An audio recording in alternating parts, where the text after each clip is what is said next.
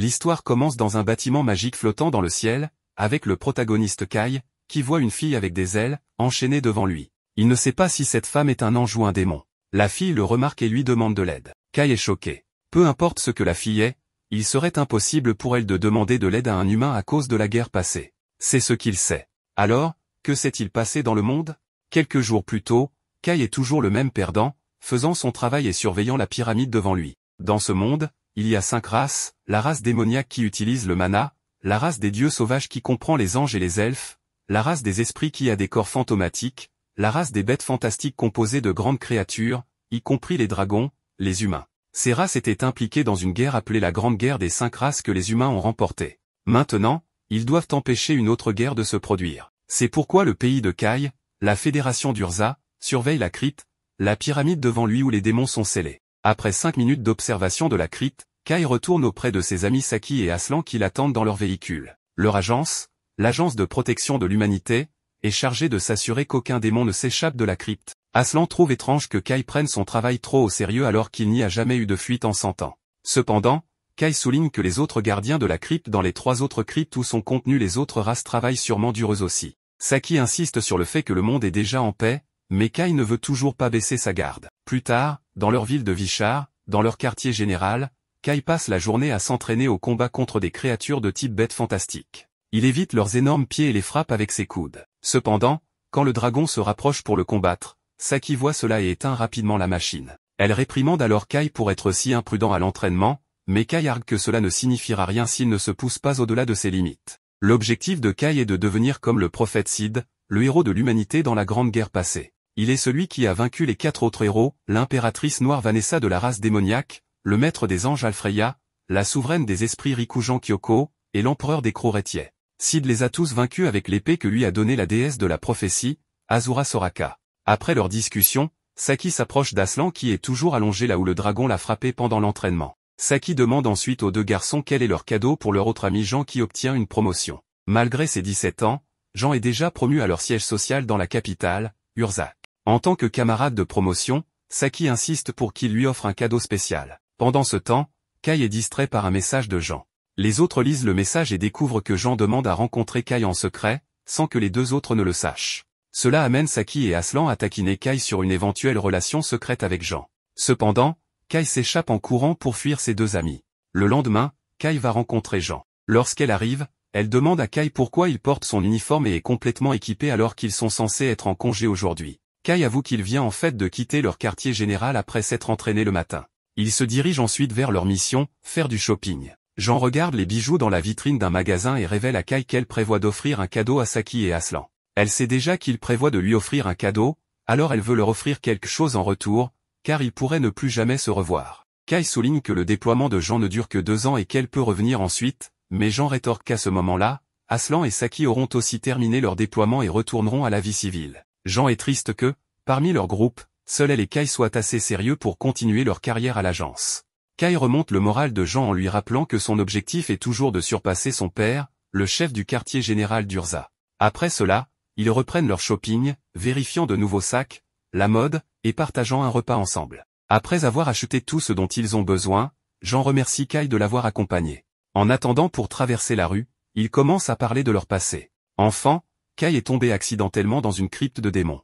À ce moment-là, il avait l'impression de tomber dans un puits de ténèbres entouré de démons, mais il a vu une épée brillante qui ressemblait étrangement à l'épée de Sid. Quand il est revenu et a raconté ce qui s'était passé, personne ne l'a cru. C'est à ce moment-là que Kai a décidé qu'il devait garder la crypte. Jean change alors de sujet et demande à Kai ce qu'il pense de l'avenir. Kai est confus car ils ont déjà parlé du retour de Jean après 2 ans, mais Jean clarifie qu'elle pense à plus long terme. Elle s'arrête de marcher et sourit à Kai. Elle était sur le point de lui poser une question lorsque Kai remarque que tout autour de lui commence soudainement à se brouiller. Il essaie de tendre la main vers Jean, mais une voix désincarnée en arrière-plan annonce que la renaissance du monde commence. Tout devient noir. En un clin d'œil, le monde autour de Kai se transforme en un lieu post-apocalyptique. Jean et les autres humains disparaissent, laissant Kai se demander comment il s'est retrouvé ici. Soudain, il entend un bruit derrière lui et, en se retournant, il voit un démon ailé gigantesque sortir et lancer une attaque magique contre Kai, le détectant comme un humain.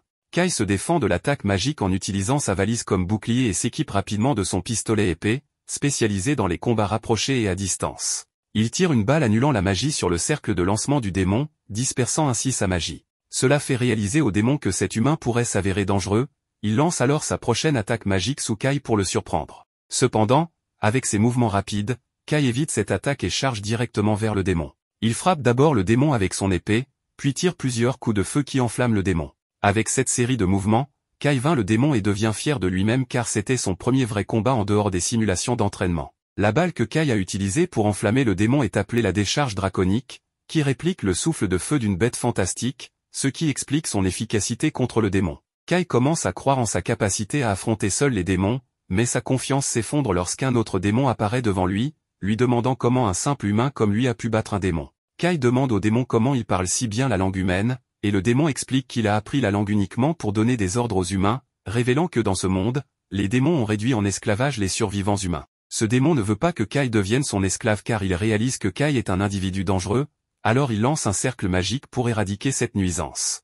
Juste au moment où il s'apprête à lancer l'attaque, l'ami de Kai, Saki, arrive avec son véhicule et aveugle le démon en lui lançant une grenade éclairante. Dans le bref moment où le démon essaie de gérer la lumière aveuglante, Saki attrape Kai et s'éloigne avec lui. Elle fait ensuite un rapport rapide à son supérieur via un dispositif de communication, informant qu'elle a sécurisé un errant, indiquant que cette version de Saki est différente de celle que Kai connaît. Saki ne reconnaît pas Kai et demande au conducteur, qui est l'autre ami de Kai, Aslan, s'il le connaît. Recevant des réponses négatives de la part de ses deux amis, Kai se demande pourquoi personne ne se souvient de lui. Il leur dit qu'il faisait partie de la même équipe à l'Agence de protection de l'humanité, mais Saki affirme qu'elle et Aslan n'ont jamais fait partie d'une telle équipe et sont en réalité des soldats de la force de résistance. Kai ne connaît pas la force de résistance et demande à Saki de quoi il s'agit. Elle trouve incroyable que ce gars qui est apparu de nulle part n'ait aucune idée de la force de résistance et elle est encore plus étonnée lorsque Kai prétend ne rien savoir de ce monde. Aslan suppose que Kai souffre d'une perte de mémoire, alors il lui parle de ce monde, évoquant la grande guerre des 5 races où la race humaine a fini par perdre il y a 30 ans. En conséquence, les territoires de la race humaine ont été envahis par les 4 autres races et la plupart des humains survivants ont été réduits en esclavage, tandis que les quelques restants ont rejoint la résistance pour lutter pour leur liberté. Aslan et Saki emmènent Kai à leur base secrète où Aslan lui en dit plus sur ce monde. Apparemment, les 4 autres races sont toujours en guerre les unes contre les autres et se battent actuellement pour plus de territoire. La race démoniaque a capturé la majeure partie du territoire humain, les obligeant à abandonner leur foyer et à fuir pour sauver leur vie. Mais la force de résistance a tout de même créé son propre espace de vie souterrain, une ville paisible avec un faux ciel appelé Néovial, dirigée par la force de résistance. Cela rend Kai triste d'apprendre une telle nouvelle dévastatrice, alors il demande à Aslan pourquoi exactement les humains ont perdu la Grande Guerre. Selon ce que disent Aslan et Saki, les humains dans ce monde ne croient pas avoir ce qu'il faut pour vaincre les démons, et c'est pourquoi ils ont perdu. Dans le monde d'origine de Kai, il y avait un héros de l'humanité appelé Prophète Sid qui a gagné la guerre pour les humains, mais le prophète Sid n'existe pas dans ce monde. Aslan mentionne qu'il existe de nombreuses villes comme cette ville souterraine située autour du monde, cachée aux yeux de la race démoniaque, et toutes sont dirigées par les commandants de la force de résistance. Le commandant de la force de résistance n'est autre que Jean, dont la vue fait tomber Kai amoureux une fois de plus. Jean vient voir Aslan et Saki avec ses forces, les remerciant pour leur service comme toujours. Elle voit un nouveau gars derrière elle et apprend de Saki qu'il a été trouvé à la surface avec ses souvenirs disparus. Jean fait confiance à Aslan et Saki pour pouvoir aider Kai seul, alors elle les quitte, mais Kai l'arrête en lui demandant si elle ne se souvient pas qu'ils sont allés faire du shopping il y a quelques minutes. Il mentionne également que Jean cherchait un cadeau pour Saki et Aslan avant de partir Urzak, mais Jean ne se souvient de rien et suppose que ce gars a perdu la tête, alors elle s'en va. Pourtant, Kai continue de prétendre qu'il la connaît et mentionne son rêve de surpasser son père en lui demandant pourquoi elle fait semblant d'être un homme. Le subordonné de Jean, Farline, arrête Kai pour qu'il n'insulte plus son leader et lui dit de se ressaisir avant de partir. Aslan et Saki disent également à Kai d'arrêter s'il ne veut pas être puni et le ramènent chez eux pour qu'il puisse se reposer correctement et clarifier ses pensées. Plus tard dans la nuit, Kai lit l'histoire de ce monde mais ne trouve aucun enregistrement de lui ou du prophète Sid, se demandant pourquoi aucun d'eux n'existe ici. Il parcourt les pages des archives du monde et découvre que la crypte utilisée pour sceller les autres races existe toujours. Le lendemain, il demande à Saki à propos de la crypte, qui prétend ne pas être familier avec ce terme, alors il décide d'aller inspecter l'endroit seul. Il commande à Aslan de lui donner son appareil de communication et part seul. Utilisant leur appareil de patrouille, il atteint l'emplacement de la crypte et découvre que le sceau de la crypte est ouvert. Il entre alors dans le chemin menant à l'intérieur du sceau et trouve commodément une épée lumineuse à l'intérieur qu'il reconnaît comme étant l'épée que le prophète devait utiliser pour vaincre les 4 autres races. Bien sûr, il prend l'épée légendaire pour lui et est instantanément transporté à un endroit dans les cieux où une fille ressemblant à une humaine avec des ailes moitié démon et moitié ange est enchaînée. Voyant Kai, la fille éclate en larmes et le supplie de la libérer de ses chaînes. Kai a du mal à comprendre de quelle race est cette fille, mais celle-ci lui dit qu'elle s'appelle Rin et le supplie de la sauver encore une fois avant de s'évanouir. Kai s'approche de la fille et hésite encore à l'aider ou non, mais il déteste principalement les démons et elle ne ressemble pas à un démon, alors contre son meilleur jugement, il décide de la libérer. Il essaie d'utiliser son épée pour couper les chaînes en deux, mais elles sont trop solides et ne montrent aucun signe de dommage. Kai essaie d'utiliser ses balles, mais cela ne suffit même pas à retirer les chaînes. Il ne sait plus quoi faire puisqu'il n'a pas d'autres armes sur lui, mais il se rappelle alors qu'il a encore cette épée spéciale. Il essaie de se souvenir de son nom et prononce les mots Code Holder à haute voix. En faisant cela, son épée pistolet commence à se transformer et Kai n'en revient pas de tenir l'épée que Sid a utilisée pour sauver l'humanité dans son espace temporel. Il lève l'épée et frappe les chaînes encore une fois et pendant une fraction de seconde, on dirait qu'il vient de détruire la dimension, mais tout revient à la normale et les chaînes sont coupées en deux. La fille est libérée et commence à tomber par terre, alors Kai la rattrape et dès qu'elle ouvre les yeux, elle est effrayée et s'éloigne rapidement de Kai avant de crier pour que quelqu'un nommé Vanessa se montre. Elle dit qu'elle veut une revanche avec Vanessa et que ce n'est pas juste de lui envoyer un démon minable pour l'assassiner. Cependant, avant que Kai puisse expliquer qu'il n'est pas un démon, Rin a déjà commencé à l'attaquer parce qu'elle déteste les démons. Il parvient à esquiver la première attaque, mais il ne peut pas faire de même pour la deuxième explosion d'énergie que Rin lui envoie. Il commence à regretter de l'avoir aidé après tout, mais alors que l'explosion se dirige droit vers lui, il se rappelle quelque chose que le système a mentionné à propos du Code Holder étant capable de couper le destin lui-même. Il prend donc le Code Holder et l'utilise pour trancher la boule magique en deux. La magie disparaît à la grande surprise de Kai et Rin n'en revient pas non plus car un simple démon ne serait jamais capable de bloquer son attaque. Kai lui dit enfin qu'il n'est pas un démon et qu'il n'a aucune idée d'où elle a eu cette idée puisqu'il n'a ni elle ni qu'eux, donc il est clairement humain. Rin réalise son erreur et s'excuse de l'avoir pris pour un démon et de l'avoir attaqué sans raison, mais elle déteste vraiment les démons, donc c'est toujours de la violence directe dès qu'elle en rencontre un. Kai est au moins certain qu'elle n'est pas un démon, mais il ne sait toujours pas de quelle race elle est, alors il lui demande. Rin le supplie de ne pas poser de questions à ce sujet. Kai accepte de laisser tomber le sujet de sa race pour le moment, mais il a encore d'autres questions à poser, comme où ils sont exactement. Malheureusement, Rin n'a aucune idée non plus de cet endroit. Tout ce dont elle se souvient, c'est qu'elle combattait Vanessa et tout d'un coup elle s'est retrouvée emprisonnée ici.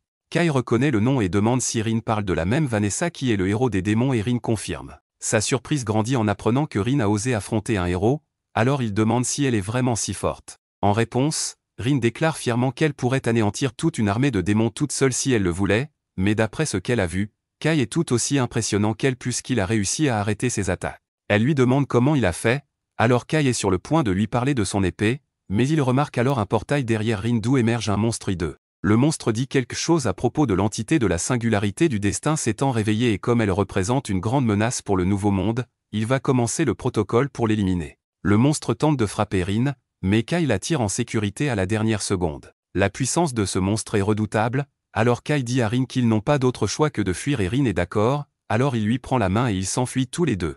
Malheureusement, ils ne savent pas où se trouve la sortie et le monstre a toujours accès au portail. Il tend son tentacule dans le portail et attrape Rin. Il déclare alors avoir capturé la singularité.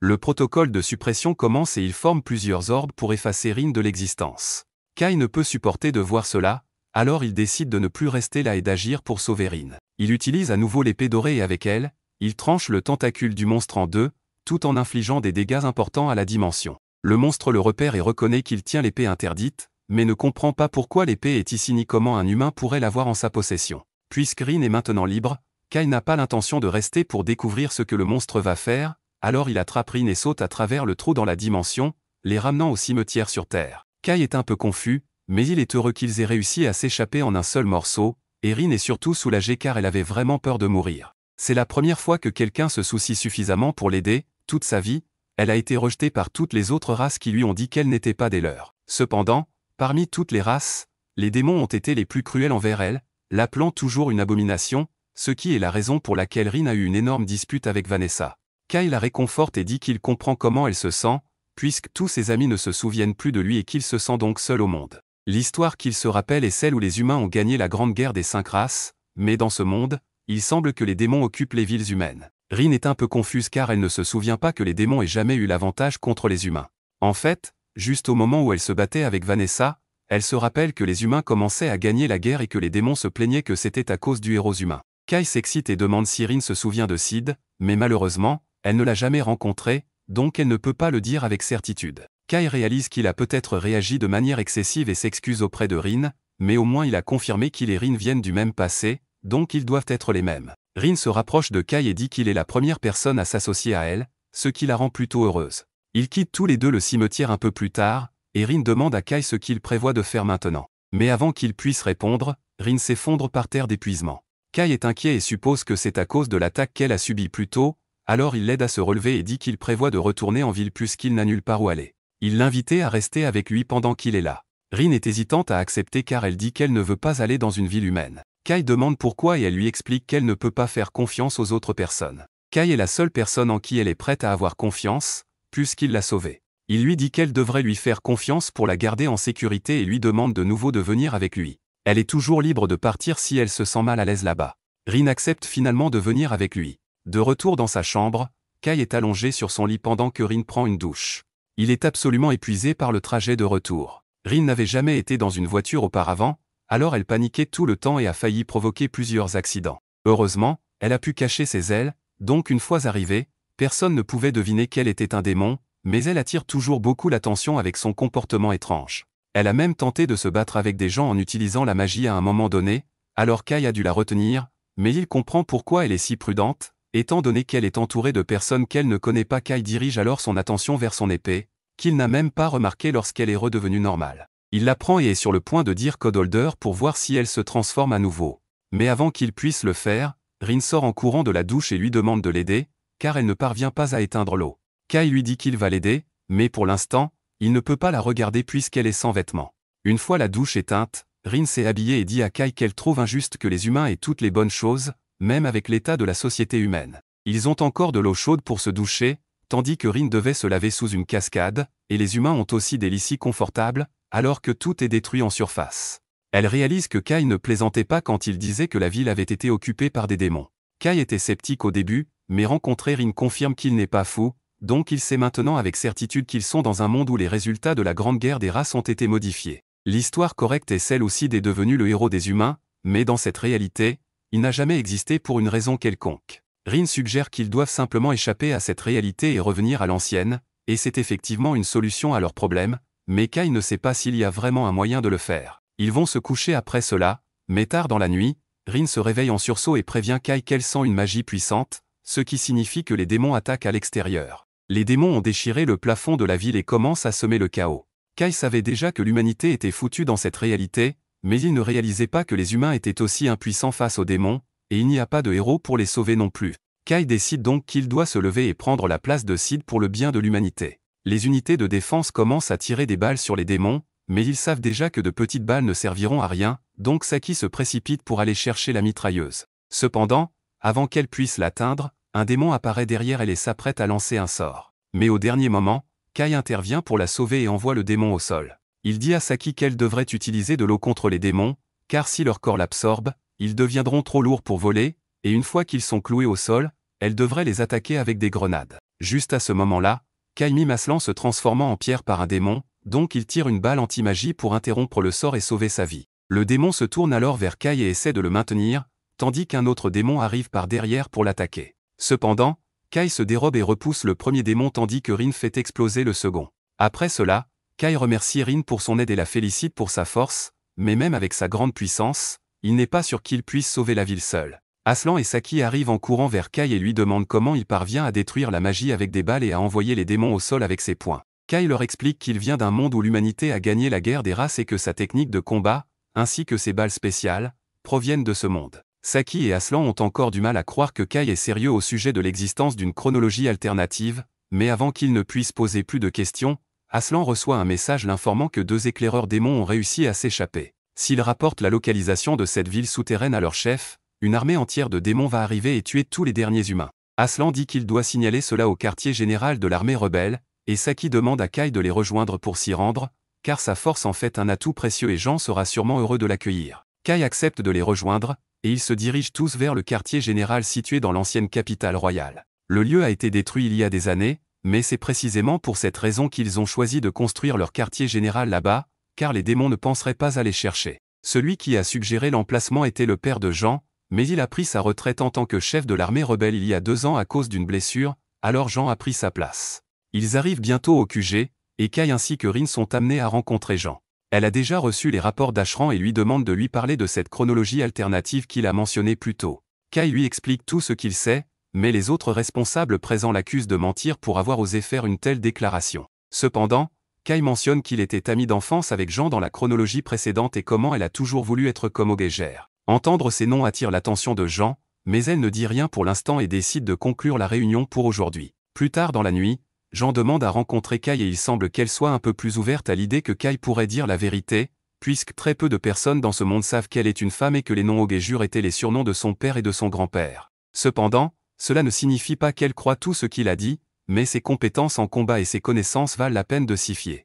Elle parle à Kai d'un plan pour coordonner les autres villes humaines et repousser les démons qui viendront envahir Néo-Vichar, mais Rin pense que ce n'est pas une bonne idée, car cela ne ferait que provoquer de plus en plus d'attaques de démons au fil du temps. De plus, si un démon de haut rang apparaissait, tout le plan échouerait instantanément. Jean est consciente que c'est un plan risqué, mais elle ne peut penser à rien de mieux pour protéger les foyers des humains survivants. C'est alors que Kai suggère qu'ils n'ont besoin de s'attaquer qu'à un seul démon pour résoudre le problème, et c'est le héros des démons, Vanessa. Jean trouve fou d'envisager d'attaquer un démon aussi puissant que Vanessa, mais Kai est convaincu que le Code Holder pourra fonctionner contre elle. Il dit donc que lui et Rin seront ceux qui défieront Vanessa. Les démons sont plus concentrés sur le combat contre les autres races, donc la plupart de leurs forces ne seront pas aux côtés de Vanessa. Tout ce que Kai a besoin, c'est que Jean et ses forces repoussent le reste des démons pendant qu'il engage Vanessa. Une fois que Jean accepte, il commence immédiatement les préparatifs pour reprendre la Fédération Urza. Alors que les préparatifs de l'attaque touchent à leur fin, Rin réfléchit à sa haine pour les démons parce qu'ils sont trompeurs, pour les esprits parce qu'ils sont bizarres, pour les bêtes mythiques parce qu'elles sont barbares, pour les célestes parce qu'ils sont têtus et pour les humains parce qu'ils sont faibles. Mais par-dessus tout, elle se hait elle-même pour être un mélange de tous ces éléments.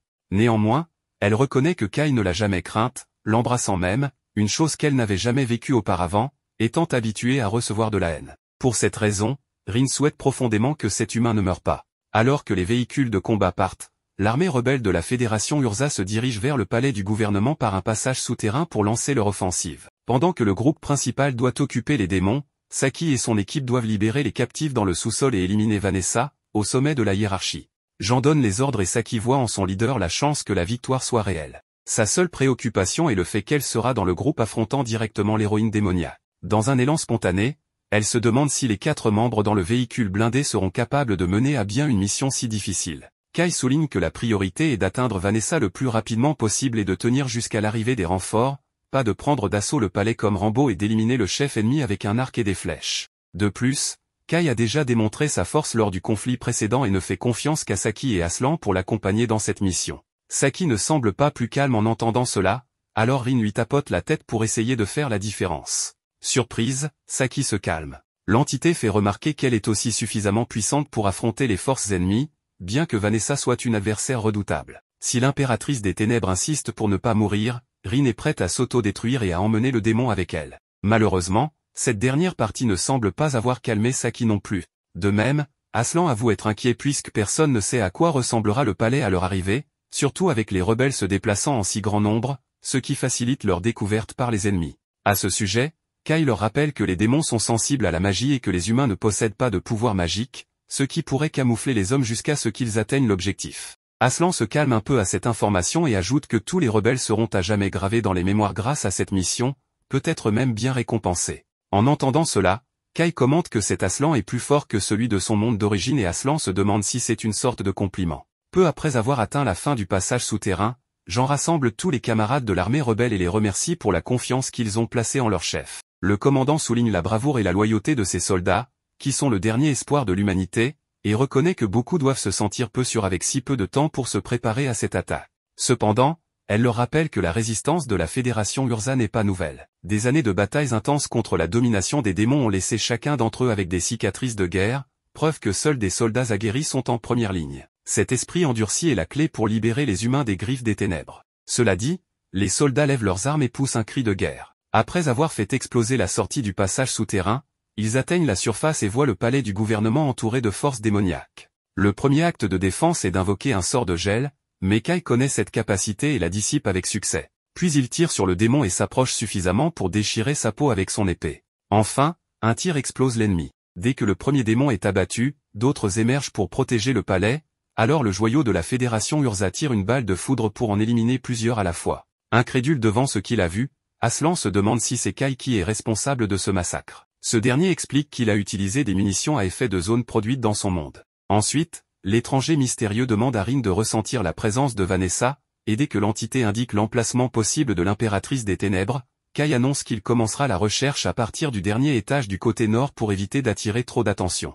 Jean prévoit d'envahir le palais en utilisant les escaliers de secours du côté sud avec son équipe, tandis que le groupe 1 montera la garde à l'entrée pour empêcher les démons de pénétrer dans le bâtiment. Le groupe 2 sera responsable du sauvetage des prisonniers dans le sous-sol. Pendant l'invasion du bâtiment, Falin trouve étrange que Kai affirme que la balle de foudre est un projectile alors qu'il n'a même pas appuyé sur la détente, mais la question est abandonnée car l'objectif demande toute l'attention des combattants. En montant les escaliers, Rin identifie un diablotin, une race de petits démons qui invoquent des démons de grande taille. Sans délai, une énorme créature apparaît dans l'escalier et attrape un des rebelles, mais Falin est plus rapide et coupe les doigts de la bête. Après cela, elle ordonne à tout le monde de continuer à monter pendant qu'elle retient le démon. À l'entrée du palais, le groupe 1 tire sur les attaquants du mieux qu'il peut, tandis que le groupe 2 atteint les prisonniers dans le sous-sol. L'équipe principale continue son chemin avec le commandant en tête jusqu'à ce qu'elle soit touchée par un piège électrique qui rend tous les soldats nerveux. Cependant, lorsque la fumée se dissipe, Jean avance indemne et demande à tout le monde de se calmer, car elle est protégée par l'ingénierie elfique en portant la combinaison de la lumière sacrée. À côté de la leader, un énorme démon s'approche, alors elle ordonne à Kai et à son unité de partir à la recherche de Vanessa pendant qu'elle combat l'ennemi avec ses hommes. Connue sous le nom de la chevalière de la lumière sacrée, Jean brandit sa lame devant l'adversaire. Plus loin, le groupe de Kai porte un brassard produit par la magie de Rin qui dissimule la présence de celui qui le porte. Continuant leur chemin, ils rencontrent une créature gigantesque qui fait trembler le fusil de Saki, alors Rin essaie de contrôler l'anxiété de sa compagne pour qu'elle ne fasse pas de bruit. Protégée par une barrière invisible pour le démon, les humains poussent un soupir de soulagement lorsque la bête passe sans détecter les intrus. Avec cela, tout le monde exhale de soulagement et se dirige vers l'une des salles du palais où se trouvent les disjoncteurs. Aslan déclare que si Kai et Rin échouent à vaincre Vanessa, lui et Saki couperont toutes les lumières pour faciliter la fuite de tout le monde. Cependant, peu après que Kai et Rin ont continué leur périple, l'alarme du palais se déclenche malgré la barrière de Rin toujours fonctionnelle, ce qui amène le garçon à supposer que les capteurs infrarouges du bâtiment sont toujours actifs. Pour cette raison, ils accélèrent le pas, rencontrant un démon qui exprime son dégoût pour les ailes de Rin, les qualifiant de vue chaotique et désagréable. Profitant de la tendance du démon à parler, Kai lui demande s'il est celui qui maintient le système de surveillance, mais le monstre ne répond jamais directement à ce que l'humain veut savoir. Au lieu de cela, il les provoque en disant que Vanessa est ravie de cette invasion et, surtout, curieuse de savoir pourquoi les humains ont décidé de se suicider. Ne tombant pas dans la provocation, Kai essaie de profiter de l'occasion pour demander si le démon peut les conduire à leur héroïne, mais le monstre ne veut pas manquer l'occasion de s'amuser avec les humains devant lui. Avec cela, la créature et ses subordonnés invoquent des boules de feu contre leurs ennemis, ce qui pousse Rin à attraper Kai et à esquiver les flammes avec ses ailes. Après avoir échappé à la première salve, l'entité jette l'homme au sol et l'isole de la bataille avec un mur de glace afin que Kai puisse continuer son chemin vers Vanessa. N'ayant pas d'autre choix, le garçon continue tandis que les démons sentent une odeur angélique, elfique, naine, spirituelle et draconique sur la femme, et même une odeur démoniaque dans cette entité mystérieuse. Confus, il lui demande ce qu'elle est, mais même Rin ne le sait pas. Tout ce qu'elle sait à ce moment, c'est qu'elle déteste ces créatures hideuses. Pendant ce temps, Kai trouve une énorme porte et entre dans la salle du trône où Vanessa accueille l'humain. Devant cette figure, Kai ne peut s'empêcher de trembler légèrement. En même temps, Jean affronte le démon gigantesque, mais peine à pénétrer l'armure de l'adversaire. Elle déverrouille alors la forme de son arme, révélant un arc long lunaire, et perce enfin l'armure de l'ennemi avec une flèche. Presque mort, le démon observe que la magie elfique intense que cette humaine utilise consomme progressivement sa vie, car les humains ne sont pas préparés à gérer ce genre d'influence. Pour cette raison, le démon croit que le commandant a choisi la mort. Jean enfonce alors son épée dans la tête du démon et confirme qu'elle a choisi de mourir car c'est seulement ainsi que l'humanité pourra gagner cette guerre. Soudain, un autre ennemi l'attaque par derrière, mais Falin revient à temps et repousse la menace. Pendant un moment, le chien des enfers à 3 têtes se relève et note qu'il a entendu parler de Dragonard, un humain qui combat en utilisant un croc de dragon comme arme, tout comme Falin. Pendant ce temps, Vanessa demande à Kai s'il ne va pas déposer son arme comme beaucoup d'autres l'ont fait en découvrant que le chef des démons est une succube. Ainsi, elle pourrait coucher avec lui pour passer le temps. Kai refuse la proposition et déclare que la nature du démon est la folie alimentée par la violence. Vanessa rit et reconnaît que le garçon a bien réagi, car beaucoup deviennent ses esclaves avec un simple charme comme celui-ci. Elle demande alors si l'humain présent est le commandant rebelle portant la combinaison elfique, mais Kai prétend qu'il est juste un étranger d'un monde où Vanessa a été vaincue. Bien que sceptique, l'impératrice demande qui a réussi à la faire tomber dans cette histoire, et Kai dit que ce sont les humains. Confronté à toutes les menaces infiniment plus dangereuses, Vanessa rit encore plus en entendant qu'elle est morte de la main d'un humain. Puis Kai explique que ce n'était pas n'importe quel humain, mais le prophète Sid. En entendant ce nom, Vanessa perd toute sa grâce, car ce nom lui rappelle de nombreuses choses désagréables comme le détenteur du code et la réincarnation du monde. Avec cela, elle change de posture et attaque l'humain avec de la magie, mais Kai brise le sort avec peu de difficulté, laissant Vanessa incrédule. Sans lui donner une chance de réfléchir, l'homme contre-attaque avec son épée et tranche la poitrine de l'adversaire, mais ce n'était qu'une illusion de succube. Derrière l'humain, la véritable impératrice des ténèbres manque de le faire exploser. Vanessa félicite l'ennemi pour sa capacité à esquiver et pour l'arme qu'il porte, qui non seulement annule la magie, mais déclenche également une attaque semblable à un souffle de dragon. Cela la pousse à croire que cet individu vient vraiment d'un autre monde. Plus prudente, elle lance une invocation des ténèbres, les flammes du purgatoire, qui pulvérisent le mur derrière l'humain, mais Kai parvient à s'échapper. Irritée, elle promet de mettre fin au combat en conjurant l'explosion du chaos, qui fait éclater tout le sol du bâtiment dans une déflagration dévastatrice secouant chaque partie de la structure. Souveraine dans les cieux, Vanessa suppose qu'il n'existe aucun être capable d'échapper à cette attaque, sauf s'il s'agit d'un héros des 5 races. Cependant, Kai Sakura Vento reste debout devant elle. Effrayée, Kai imagine que l'épée de Sid l'a encore une fois sauvée. Ensuite, Rin arrive avec plusieurs blessures après avoir craint que Kai soit mort, jusqu'à ce qu'un portail s'ouvre dans le ciel et que des griffes métalliques tiennent Vanessa. Une voix métallique annonce qu'elle a détecté des fluctuations inattendues chez l'héroïne démoniaque après que Vanessa a entendu le mot Sid. Pour cette raison, le robot initie une excision par l'astérisé pour effacer le code de Vanessa du monde. Mais l'impératrice des ténèbres réagit avec l'aptitude gloire. Selon la succube,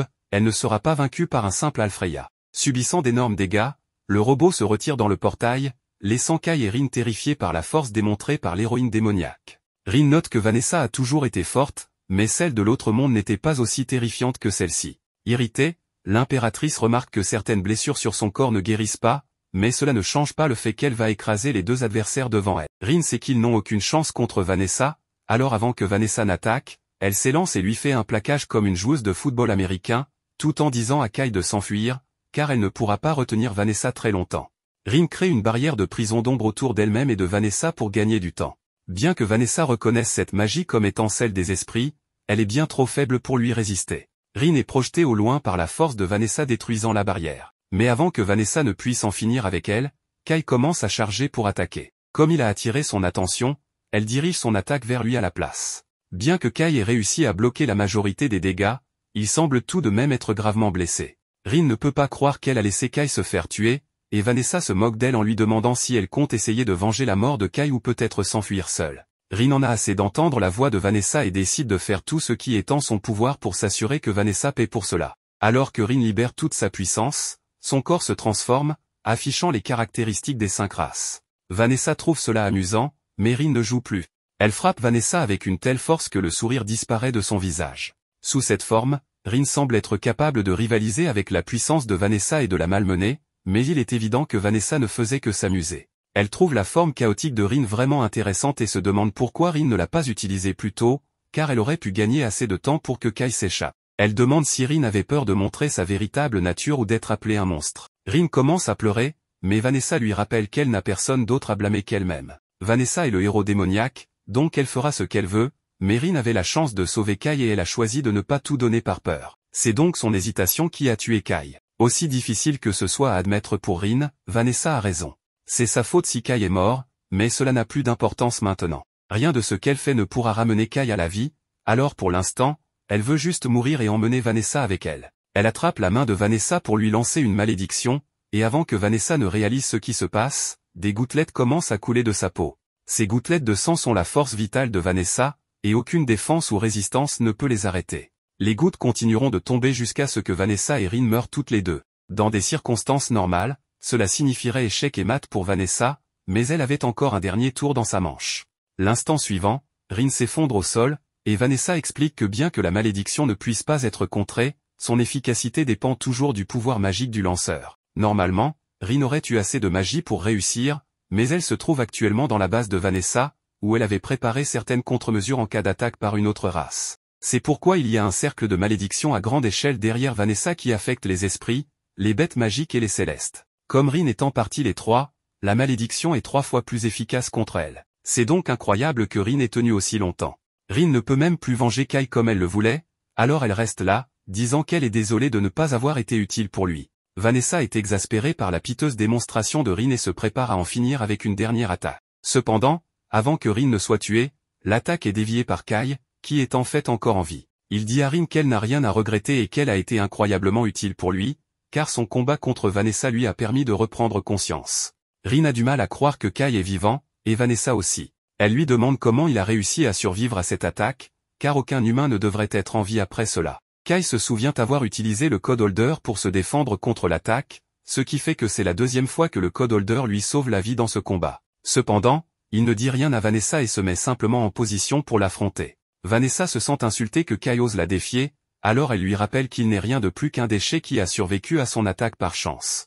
Sa dernière attaque l'a laissé au bord de la mort et la seule raison pour laquelle elle n'a pas pu le finir, c'est parce que Rin la tenait occupée. Kai répond que la raison pour laquelle il est si déterminé à gagner, c'est parce que Rin a risqué sa vie pour lui, donc il va faire de même pour elle. Vanessa est maintenant intriguée et demande à Kai s'il a un plan en tête pour la vaincre, car elle aimerait beaucoup voir ce qu'il a prévu. Les humains ne cessent de lui dire qu'ils vont lui montrer ce que le potentiel humain peut faire, mais pas une seule fois elle n'a été impressionnée par un humain. Le héros des esprits, le héros céleste et le héros des bêtes sont tous des nuisances qui se mettent en travers de son chemin, mais au moins elle peut les respecter pour leur puissance. Cependant, en ce qui concerne les humains, il n'y a personne parmi eux qu'elle puisse respecter, à moins que Kai ne prétende être assez fort pour être le héros de l'humanité. Kai lui dit qu'il n'a pas l'intention de devenir le héros de l'humanité, mais qu'elle lui a demandé de lui montrer le potentiel d'un humain, alors il va lui montrer à quel point un humain peut être puissant. À partir de ce moment, il affrontera Vanessa en tant que représentant de l'humanité. Bien que Vanessa ne puisse imaginer rien qu'il puisse faire pour la battre, elle décide de le prendre au sérieux.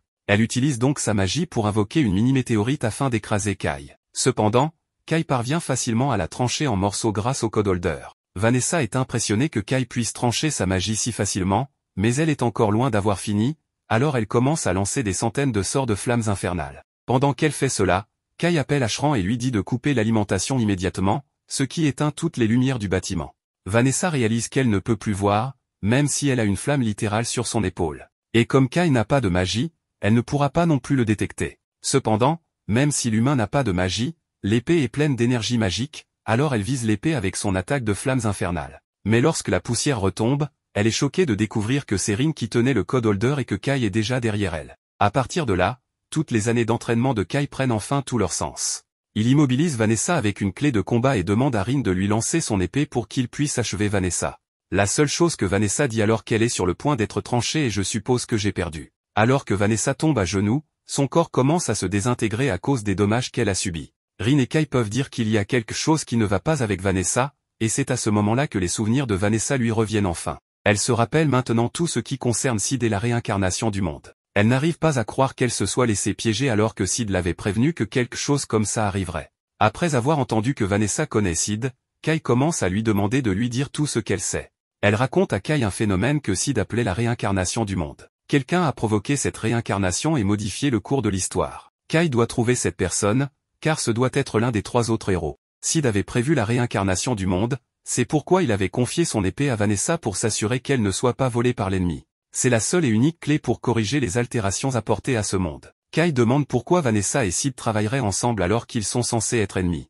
Vanessa explique que bien qu'elle ait combattu Sid une fois, Sid a gagné son respect en tant que combattant puissant et ils ont travaillé ensemble. Il y a beaucoup de choses sur la réalité précédente que Kai ne sait pas. Vanessa le met donc en garde contre le zéro code, car c'est une magie extrêmement difficile à gérer. À part cela, elle dit à Kai qu'il s'est bien battu contre elle et qu'elle a été vraiment impressionnée par lui, de son plan pour utiliser l'obscurité à son courage et ses compétences en combat. Elle est maintenant sûre que c'est ce que Kai entendait par esprit humain, mais elle se sent encore incroyablement frustrée d'avoir perdu contre lui de cette manière. Elle ne peut pas trouver d'excuses, mais elle adorerait affronter Kai à nouveau. Elle lui dit donc que s'ils se rencontrent de nouveau, elle va s'amuser beaucoup plus avec lui. Kai est à court de mots après ce que Vanessa vient de lui dire, mais l'épuisement du combat le rattrape bientôt, et il finit par tomber à genoux. Cependant, il est soulagé d'avoir finalement réussi à vaincre Vanessa. La nouvelle de la défaite de Vanessa se répand parmi tous les survivants humains et, avant longtemps, ils se rassemblent tous à nouveau à la Fondation Urza pour commencer à la reconquérir. Les choses commencent enfin à s'améliorer pour les humains, mais alors que tout le monde est heureux de la dernière victoire de l'humanité, Kai est encore perdu dans ses pensées sur ce que sera sa prochaine étape. Rin lui demande si quelque chose ne va pas et il répond qu'il pensait qu'il leur était arrivé quelque chose à tous les deux, ce qui explique pourquoi ils sont les seuls à se souvenir de l'ancien monde. Mais s'il doit croire ce que Vanessa a dit, c'est en réalité le contraire qui est vrai, le monde autour d'eux a été modifié et ils sont les seuls à être restés les mêmes. Rin dit qu'elle veut que les choses redeviennent comme elles étaient car elle trouve ce monde vraiment effrayant, et Kai est d'accord avec elle, mais il ne sait toujours pas comment ils vont tout remettre en ordre. À ce moment-là, Jean s'approche de Kai et Rin pour leur exprimer sa gratitude. Même si la ville est en ruine, la seule raison pour laquelle les humains ont pu la reconquérir est grâce aux efforts de Kai et Rin. C'est pourquoi elle veut les remercier au nom de l'armée rebelle. Cependant, elle ne peut s'empêcher de remarquer que Kai et Rin ne semblent pas très heureux malgré leur victoire. Kai lui dit qu'il est en fait assez soulagé d'avoir gagné, car il doute qu'il pourrait battre Vanessa s'il la rencontrait à nouveau. Maintenant que Vanessa est partie, les humains peuvent reconstruire la ville telle qu'elle était, voire mieux qu'elle n'a jamais été, mais cela devra être pris en charge par quelqu'un d'autre. Les personnes qui étaient présentes lorsque la Fédération est tombée aux mains des démons seraient bien mieux placées pour diriger les efforts de restauration, alors elle ne va pas le faire. Cependant, si elle ne veut pas aider à la reconstruction, Kai et Rin lui demandent ce qu'elle compte faire à la place. Jean explique qu'il y a 3 autres fédérations qui ont été conquises par les autres races, la Fédération Io, la Fédération Urne et la Fédération Schultz. Chacune est actuellement sous le contrôle de l'une des races restantes et chacune a une armée rebelle humaine qui se bat contre elle. Elle prévoit de se rendre là-bas pour aider à lancer une opération à grande échelle visant à former un front rebelle unifié. La nouvelle de la défaite de Vanessa s'est déjà répandue à travers le continent et les humains partout sont plus motivés qu'ils ne l'ont été depuis des lustres grâce à cela. C'est pourquoi Jean espérait que Kai et Rin seraient prêts à venir avec elle pour aider les autres armées rebelles. S'ils travaillent ensemble, ils pourraient accomplir la même chose que les humains du monde d'origine de Kai et se débarrasser de toutes les autres races. Jean prendra personnellement le commandement des soldats et les mènera pour s'assurer que Kai et Rin reçoivent tout le soutien possible, alors elle veut que Kai combatte à leur côté. Kai semble stupéfait pendant un moment, alors Jean pense qu'il est important de mentionner qu'il sera adéquatement rémunéré pour tout ce travail héroïque. Mais ce n'est pas que Kai ne veuille pas aider l'humanité à gagner la guerre, il pensait juste à quel point cette version de Jean est mature. Dans sa version de la réalité, Jean était une personne incroyable, mais elle avait aussi un côté enfantin. Elle faisait des choses comme l'appeler au milieu de l'entraînement pour lui demander de sortir faire du shopping et s'inquiéter de son avenir avec ses amis, mais il est difficile d'imaginer cette version de Jean faisant ces choses. Kai accepte de rejoindre Jean pour combattre les autres races et libérer l'humanité, alors il tend la main à Jean en signe de coopération et ils se serrent la main. Ils descendent ensuite au rez-de-chaussée et Jean s'adresse à tous les soldats en leur demandant s'ils ont tous bien eu un bon repos.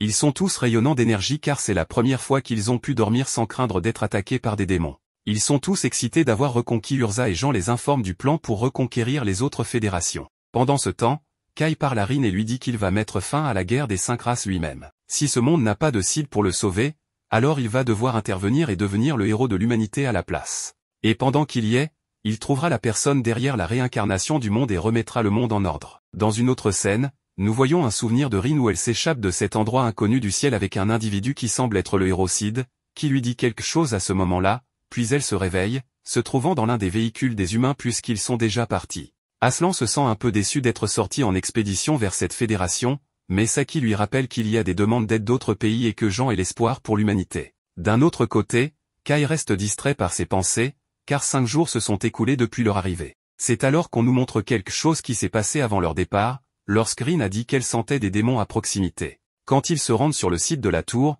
ils sont piégés dans un piège, une barrière démoniaque. C'est alors qu'apparaît un démon qui identifie Kai comme l'humain qui a vaincu sa sœur Vanessa. Sans réfléchir à 2 fois, elle lance une attaque magique contre lui, mais Kai réagit rapidement en sortant le code holder et en la neutralisant. À cet instant, elle en profite pour se rapprocher de lui par derrière, mais heureusement, Rin attrape sa main en lui avertissant qu'elle ne le laissera pas le toucher. Après avoir été repoussée, elle avertit Kai qu'elle est simplement venue pour le saluer et se présente comme Enmeril, une succube.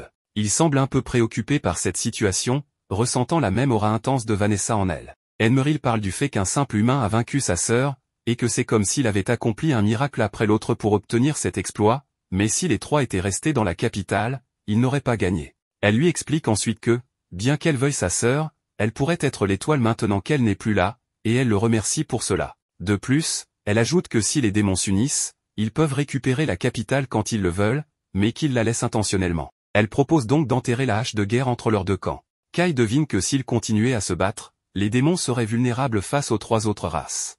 Jinmar ne le nie pas, insistant pour qu'ils gardent la capitale, mais que les autres territoires leur appartiennent, et ainsi, ils pourront conclure une trêve. Kai lui dit qu'il transmettra ce message au commandant, et avec cela réglé, Enmeril les encourage à se battre contre les 3 autres races. Évidemment, il sait qu'elle fait cela parce qu'elle veut qu'ils s'entretuent, et elle ne nie pas ce fait, elle lui offre même un baiser s'il réussit. Cependant, Kai refuse évidemment une telle chose car c'est absurde. Avant de partir, Emery lui mentionne que s'ils affrontent les territoires célestes, ils ne doivent en aucun cas faire confiance au seigneur céleste Alfreya, car dernièrement, il se comporte de manière étrange. Pour revenir au présent, Kai mentionne qu'ils laisseront la capitale à l'unité de reconstruction et qu'ils sont comme une unité d'expédition, donc ils doivent coopérer avec l'armée rebelle duel et vaincre les célestes. Saki se souvient que les célestes sont des elfes, des nains, des fées, et des anges, une race alliée. Kai lui confirme que c'est vrai et qu'ils sont plus lâches que les humains, mais qu'ils sont rusés et capables de créer de puissants objets magiques. Les humains voient les démons comme des monstres,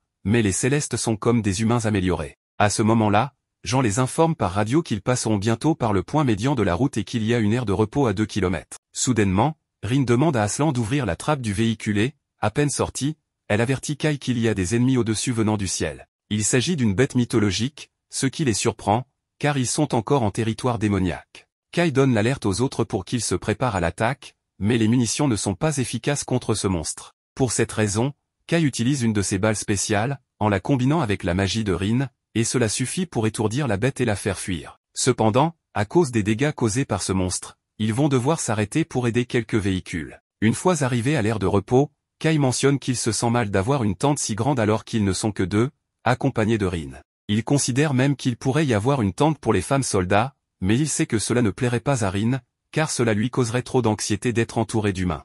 Quelques secondes plus tard, Jean arrive et les félicite pour leur bon travail, bien que Kai la regarde, se demandant ce qu'elle fait ici. Jean explique que cette tente est pour les commandants et que tous deux ont été désignés comme ses gardes du corps, donc il est normal qu'ils soient ensemble. Farline demande à Kai s'il a un moment et, une fois sorti de la tente, lui indique qu'elle fera la garde toute la nuit pendant qu'il s'occupera de la tente. Cela parce que si elle reste avec Jean, il est possible qu'il découvre son déguisement d'homme. Elle l'informe également qu'elle devra enlever son armure pour dormir, donc elle portera une tenue légère devant lui et qu'il ne doit pas se faire d'idées étranges à ce sujet. Kai clarifie immédiatement qu'il n'a jamais pensé à quelque chose de ce genre, ce à quoi Farline s'attendait déjà, lui demandant enfin de prendre soin d'elle. Ensuite, il entre dans la tente et la première chose qu'il voit est Jean profiter d'un bon massage de la part de Rin. Ici, Kai parle de ce qui s'est passé aujourd'hui, car il ne s'attendait pas à voir une bête mythologique entrer dans la Fédération Urza. Ils ont dû entendre parler de celui qui a vaincu les démons et sont venus explorer. Il ajoute qu'ils ont laissé suffisamment de défenses préparées dans la capitale royale, donc même si une bête mythologique attaquait, elle ne les vaincrait pas facilement. Alors, c'est une perte de temps de s'inquiéter pour cela. Ensuite, elle lui annonce qu'elle doit lui dire quelque chose d'important, à savoir qu'elle a une mauvaise habitude en dormant. Elle s'excuse par avance s'il reçoit des coups de pied pendant la nuit. La scène suivante montre Kai allongé avec Rin et Jean de chaque côté, bien collés à lui. Le lendemain, Aslan lui demande s'il va bien, supposant qu'il n'a pas bien dormi en tant que garde du corps de Jean, remarquant les cernes qu'il a sous les yeux. En réponse, Kai préfère ne pas en parler davantage. Rin observe quelque chose au loin et demande ce que c'est, ce à quoi Saki explique qu'il s'agit du grand mur frontalier. À ce moment, Jean les informe par radio qu'ils vont bientôt traverser la frontière et que derrière ce mur de pierre se trouve la Fédération. Ils se dirigent vers les faubourgs de la capitale royale de la cité, la 8e ville Cassiopée, où sera installée la base de l'armée rebelle de Io. Approchant de leur destination, ils restent vigilants contre les Célestes, sachant qu'ils sont plus vulnérables aux armes que les démons. Kai conseille à Rin de respirer profondément avant de tirer. Les humains et les Célestes se ressemblent beaucoup, alors ils pourraient tirer sur un allié par erreur. C'est alors que Jean donne l'ordre de s'arrêter et de continuer à pied. Rin s'approche de Kai pour lui montrer un fruit, en lui assurant qu'il n'est pas vénéneux, car elle l'a déjà mangé dans la forêt des elfes. Cela signifie que cette végétation appartient aux elfes, et elle lui explique que c'est dû à l'invasion des Célestes, qui ont enterré la ville humaine sous la forêt des elfes. En avançant un peu plus, ils sont accueillis chaleureusement par les humains de la Fédération qui étaient cachés. Une fois arrivés à l'entrée de la ville, les soldats de la Résistance les accueillent, et Jean fait la connaissance du conseiller Zefben Bakenig, qui est honoré de le rencontrer. Zefben est au courant de la nouvelle de sa victoire contre le héros des démons, ce qui a apporté un grand espoir. Il salue ensuite Farline, car il ne s'attendait pas à rencontrer quelqu'un qui a vu tant de champs de bataille, et lui dit qu'il souhaite aller droit au but en demandant à parler à son commandant. Zefben accepte sa demande et l'emmène, demandant en chemin à Farline ce qu'elle sait de leur commandant. Elle répond que c'est Dangelf Alighieri, descendant de l'ancienne famille royale de la Fédération Io, qui se déclare empereur. Il est également très envieux, méfiant et obsessionnel, et voit le commandant Jean comme une menace. Zefben lui donne raison et supplie Jean de comprendre, mais précise que tous les soldats leur sont immensément reconnaissants pour leur aide. Peu de temps après, il rencontre la commandante adjointe Kubilai, qui les informe que tout ce qui doit être discuté avec Dante se fera par son intermédiaire. Finalement, ils entrent dans le bureau principal, où Jean se présente à Dante. Ce dernier se plaint de leur retard, car ils étaient censés être là le matin. Jean lui explique qu'ils ont été attaqués par un dragon en route, ce qui leur a pris une demi-journée pour soigner les blessés et réparer les véhicules. Cependant, Dante n'accorde aucune importance à ces explications et demande immédiatement la raison de leur venue. Jean, un peu confuse, lui répond qu'ils sont venus à la Fédération Io parce qu'il a demandé de l'aide, bien que Dante réplique que cela a été décidé sans son consentement. Elle lui rappelle alors leur lutte contre les Célestes, minimisant l'importance des mérites tant qu'ils peuvent vaincre. Elle ajoute qu'après avoir vaincu les Célestes et récupéré la Fédération, ni l'un ni l'autre ne décidera des honneurs qui seront accordés, cela reviendra aux subordonnés et au peuple. Elle lui conseille de se comporter dignement pour mériter ces honneurs, en agissant comme un commandant respectable, et le peuple le louera plus tard. Ensuite, ils assistent à une réunion avec l'armée rebelle, où Sin lui montre une carte et lui donne des détails sur la forêt des elfes, le village des nains, la cachette des fées et la cour des anges. Pour un humain, tout cela est un territoire inconnu, et en plus de cela, ils ne savent pas où se trouve le héros des Célestes. Jean leur dit qu'elle dirigera la recherche et demande à Dante s'ils peuvent emprunter des soldats d'élite de son armée. Dante considère que c'est une imprudence pour un général d'aller en première ligne, mais Jean le corrige en disant qu'elle ne prête sa vie qu'à ceux qui continuent de se battre sur cette terre. Ces paroles inspirent les soldats, qui voient en elle un véritable exemple de courage et de respect. Le soir, Asran parle de la beauté de la commandante adjointe Kubilai, tandis que Rin reste intrigué par elle pour une raison quelconque. Le lendemain, Jean part avec ses soldats vers la forêt des elfes. Pendant ce temps, Dante se plaint de Jean, car il n'avait jamais pensé qu'il serait un homme aussi imprudent et inconscient de son rôle. Kubilai soutient toutes ses idées, ce qui renforce la confiance de Dante en elle, laissant entendre qu'elle a quelque chose en tête. Plus tard, Jean revient de son expédition et, lors de la réunion stratégique, informe tout le monde qu'ils ont identifié des traces célestes menant aux routes elfiques. Ils poursuivront l'expédition en territoire céleste et planifieront une invasion, ce que tous approuvent. Dante commence à s'agacer, car ses soldats sont influencés par Jean. Kubilai lui dit qu'ils doivent simplement accomplir quelque chose de plus grand que Jean, et après lui avoir remis une note avec son idée, elle lui assure que s'il réussit ce plan, sa position sera à nouveau consolidée, ce qui plaît à Dante. Peu de temps après, il informe Sin qu'ils vont personnellement diriger les soldats vers la forêt des elfes, avec pour objectif de capturer des elfes et des anges comme prisonniers. Cela est possible parce qu'il y a déjà une unité indépendante explorant la forêt des elfes, ce qui surprend Sin, car c'est la première fois qu'il entend parler de cela. Dante mentionne qu'ils partiront immédiatement, mais Sin lui dit que cela pourrait poser des problèmes,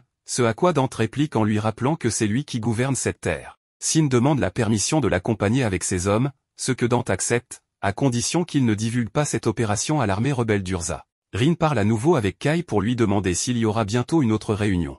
Elle sent qu'il se passe quelque chose, mais si elle se trompe, cela pourrait causer des problèmes. Kai la rassure en lui disant que cela ne le dérange pas et qu'il veut l'écouter. Rin finit par lui dire qu'elle ne croit pas que Kubilai soit humaine. Dans un changement de scène, on voit une conversation entre le héros céleste Alfreya et quelques femmes de la race elfique. Il leur dit qu'il va rompre tous les liens avec eux, expliquant que ce monde appartient aux anges.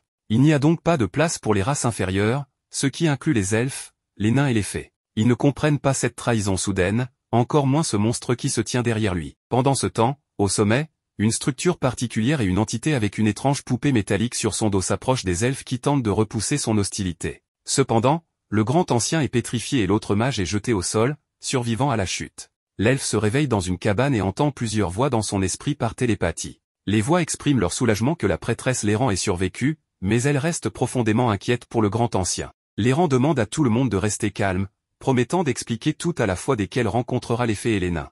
L'une des voix demande ce qu'il faut faire des humains capturés, mais la prêtresse n'était même pas au courant de cette situation.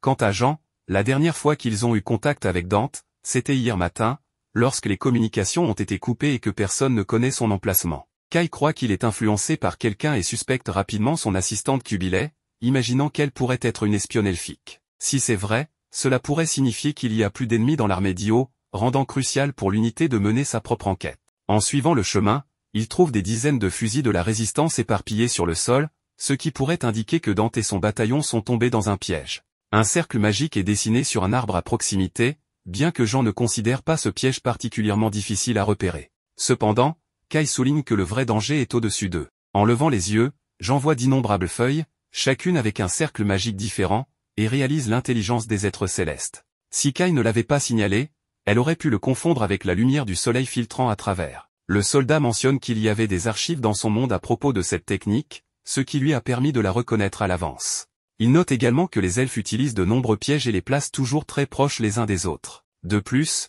Rin sent l'odeur d'un elfe à proximité, incitant le groupe à rester en alerte. Suivant le chemin indiqué par Kai, Le chef se demande si le soldat connaît vraiment la voie, et il explique que Rin a suivi un entraînement spécial pour sentir la magie, lui permettant de repérer la direction de leur cible. Guidé par l'odeur de cette race, l'entité mène les soldats humains à une structure en ruine où l'odeur s'estompe brusquement. Un cercle magique au sol s'active, déclenchant une téléportation qui transporte l'équipe dans une autre partie de la forêt. En plein choc, Saki se plaint qu'Aslan a touché son derrière, mais il rétorque que c'est elle qui s'est frottée contre lui. Falin ordonne aux deux de se taire en territoire ennemi et reste vigilant, scrutant tous les côtés des bois mystérieux. Soudain, une fée apparaît devant les humains, poursuivant un papillon jusqu'à ce que la petite créature s'écrase contre la jambe d'Aslan et tombe au sol, étourdie. Après s'être remise, elle demande de quelle forêt Aslan vient, pensant qu'il pourrait être un elfe, bien qu'elle ne ressente aucune magie émanant de lui. Le garçon explique que lui et les autres sont des humains, ce qui pousse la fée à fuir par peur d'être mangée. En un rien de temps,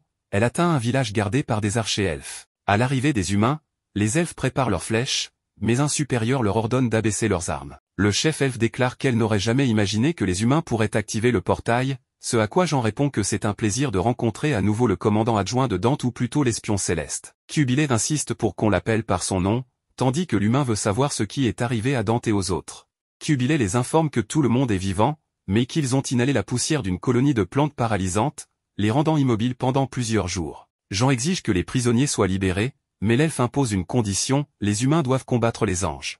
Kai s'interroge sur cette condition, étant donné que les elfes et les anges sont des alliés historiques. Cubilé révèle alors qu'ils ont été trahis par cette race. Quoi qu'il en soit, l'errant attend les visiteurs, et ils doivent suivre l'elfe jusqu'au village. Lorsqu'ils rencontrent enfin la prêtresse, elle remarque que c'est la première fois que des humains entrent dans le village elfique, et qu'ils peuvent en être fiers, même si cela ne signifie pas qu'ils sont les bienvenus. Cela mis à part, elle exprime sa curiosité de savoir si le chevalier de la Sainte Lumière et ses hommes ont vraiment vaincu Vanessa, l'impératrice des ténèbres. Lorsque Jean confirme, l'errant mentionne que l'armure que porte le commandant humain est un vêtement elfique, et elle se demande comment Jean l'a acquise. Jean répond qu'elle l'a trouvé il y a 10 ans le long des frontières de la Fédération d'Urza, un objet magique que les démons avaient volé aux Célestes. Son unité a tendu une embuscade à ses ennemis, et l'armure faisait partie du butin. Comme aucun elfe n'a été tué dans le processus, l'errant met cette affaire de côté et propose un marché aux humains. Si les prisonniers sont libérés, la prêtresse veut que Jean et ses troupes sauvent le grand ancien des mains de Laure Alfreya. Kai est stupéfait d'apprendre que le héros céleste lui-même a capturé une figure aussi importante pour les elfes. De même, l'errant est perplexe. Elle se souvient que cette entité était si gentille et chaleureuse, mais un jour, Alfreya a décidé que les elfes, les nains et les fées devaient se soumettre aux anges, déclenchant une révolte généralisée. L'errant a accompagné le grand ancien pour représenter les races et faire appel au héros céleste, mais il a refusé d'écouter et a même capturé le grand ancien. Kai demande si un elfe ne pourrait pas directement affronter les anges et mener la mission de sauvetage, et la prêtresse confirme que cela est possible. Cependant, Falin soulève la possibilité que cette histoire soit un piège, car une embuscade combinée des elfes et des anges pourrait anéantir la résistance humaine. Pour prouver la véracité des paroles de la prêtresse, Cubilé offre sa propre vie en accompagnant les hommes au palais des anges. Si les humains estiment que l'errant a menti, ils pourront tuer Cubilé à tout moment. Malgré ce geste courageux, Falin refuse immédiatement, affirmant que la vie de Cubilé ne peut pas valoir plus que celle des 6 combattants humains et des 20 otages. L'elfe doit donc augmenter le nombre de vies de son côté, et elle s'offre en garantie. Cubilé est dévasté, car ce serait une perte immense en l'absence du grand ancien, mais l'errant insiste, disant que c'est la seule chance de résoudre la situation, même si cela doit lui coûter la vie. Il est crucial d'éviter une guerre entre les êtres célestes. La prêtresse ordonne ensuite aux nains et aux fées qui se cachaient à proximité dans la forêt de retourner à leur place et de ne pas attaquer pour le moment. Ensuite, elle appelle la petite fée Silk, que les combattants avaient rencontrée plus tôt. Silk lance un sort qui rapproche d'énormes lucioles de la rive, où les humains doivent s'asseoir pendant que les détails leur sont expliqués. À la tombée de la nuit, Kai observe Rin dormir dans le camp qu'ils ont installé. L'errant ne comprend pas pourquoi les humains restent éveillés alors qu'ils devraient allumer un feu, car ni elle ni aucun elfe ne prévoit de les attaquer pendant qu'ils dorment. En entendant cela, Kai baisse légèrement sa garde. L'errant mentionne ensuite qu'elle a entendu Jean dire que le garçon et les filles qui dorment actuellement sont ceux qui ont vaincu Vanessa, et elle veut savoir comment cela a été possible, et si les méthodes utilisées par l'homme seraient efficaces contre Alfreya également. Après tout, une fois qu'ils atteindront le palais des anges, il pourrait y avoir une confrontation avec le Seigneur Céleste. À ce moment-là, si personne ne peut stopper le pouvoir du Seigneur, tout le monde mourra. Sur ce, elle se lève et avertit Kai que s'il fuit par peur, elle ne le laissera pas quitter la forêt vivant. Malgré le fait qu'il comprenne la position de l'elfe, Kai n'a pas les réponses qu'elle recherche. Néanmoins, il lui demande si elle sait quelque chose au sujet d'un humain connu sous le nom de Prophète Sid, mais la prêtresse n'en a aucune idée, ce qui réduit encore les espoirs de Kai d'apprendre la vérité sur cette légende. Il se souvient que Vanessa avait mentionné le nom du prophète, quelque chose à propos de la réincarnation globale que Sid avait prédite, et que Kai devait trouver le responsable de cette réincarnation, car cela changerait complètement le monde. Selon l'impératrice des ténèbres, il est probable que le responsable soit l'un des 3 héros restants. À l'aube, les humains se rassemblent dans l'unité de recherche A, désignée pour entrer dans le palais des anges. Tout ce que Saki espère, c'est que la communication avec le quartier général fonctionne pendant cette mission, car, comme l'a mentionné l'elfe, le palais se trouve au sommet d'un arbre colossal, et les humains ne peuvent même pas voir l'endroit pour l'instant. L'errant invoque un double tour pour téléporter leurs nouveaux alliés, ce qui pousse Kai à demander si l'elfe pratique cette méthode pour l'utiliser contre les humains. Cependant, le clerc explique que personne ne craint les humains, seulement les démons, les esprits et les bêtes mythiques. En réponse à cette remarque quelque peu désinvolte,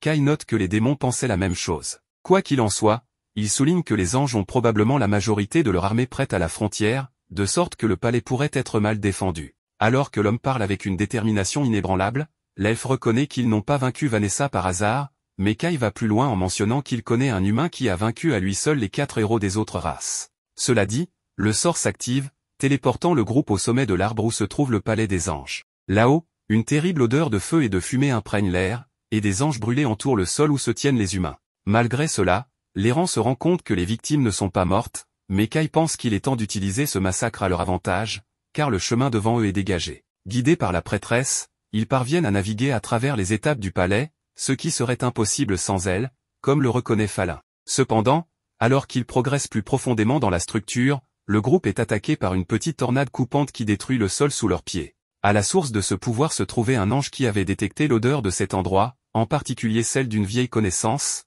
l'errant. En examinant de près le visage de l'entité, l'elfe savait qu'il s'agissait de l'ange de guerre Vicius, et son cœur se remplit de chagrin en voyant que même les anges en qui elle avait confiance avaient rejoint la trahison contre sa race. Vicius se déclare servante d'Alfreya, le seigneur des cieux, affirmant que tout doit agir selon sa volonté et que les anges brûlés à l'entrée étaient des traîtres insensés qui s'étaient opposés aux ordres du grand dirigeant. À ce sujet, l'ange avertit que bientôt le grand ancien des elfes sera exécuté, servant d'avertissement aux autres races qui comprendront enfin qu'elles doivent se soumettre aux anges. S'opposant également à cette demande, Falin mène Aslan et Saki contre l'ange, tandis que Kai et l'errant poursuivent la mission. Vicious tente de bloquer le passage des humains, mais les tireurs empêchent efficacement sa réaction. Il est ridicule, selon elle, de penser que cette race inférieure se dresse contre les anges, et Félan rétorque qu'ils en ont assez entendu à ce sujet. À l'étage supérieur, le groupe chargé de poursuivre la mission rencontre un autre ange gardant la zone. Rin attrape le gigantesque marteau de l'entité pour éviter d'être écrasé et projette l'ennemi au loin. L'errant reconnaît cet être et identifie Rafalo, qui est furieux de la rébellion de l'elfe contre son maître. Cette fois, Rin assure qu'elle peut gérer cette menace seule, tandis que le reste du groupe doit continuer sans délai. Les 3 membres restants atteignent l'étage suivant, où l'errant crée des cercles magiques sur chaque pilier. Kai déduit qu'Alfreya se protège avec des dizaines de barrières, tandis que Jean s'excuse auprès de l'homme d'avoir laissé le combat contre Vanessa entre ses mains. Cette fois, elle promet de combattre à ses côtés. Une fois les cercles tracés, l'elfe active son pouvoir et transporte le duo à l'endroit où le grand ancien est emprisonné. En plus du grand ancien, Alfreya flotte dans le ciel, exigeant l'obéissance des êtres inférieurs qui n'ont pas d'ailes et doivent lever les yeux pour voir les cieux. Selon lui, toutes les bénédictions viennent des cieux et sont accordées à la terre, mais il souhaite que seuls les anges reçoivent ces bénédictions. Pendant ce temps, Vicius récite quelques mots, activant un puissant sort de vent qui manque de peu de trancher les combattants en deux, mais il saute à l'instant exact pour éviter d'être déchiqueté. Avec ses lames enflammées, Falin charge l'entité qui ne sous-estime pas un adversaire de ce niveau, déviant son coup.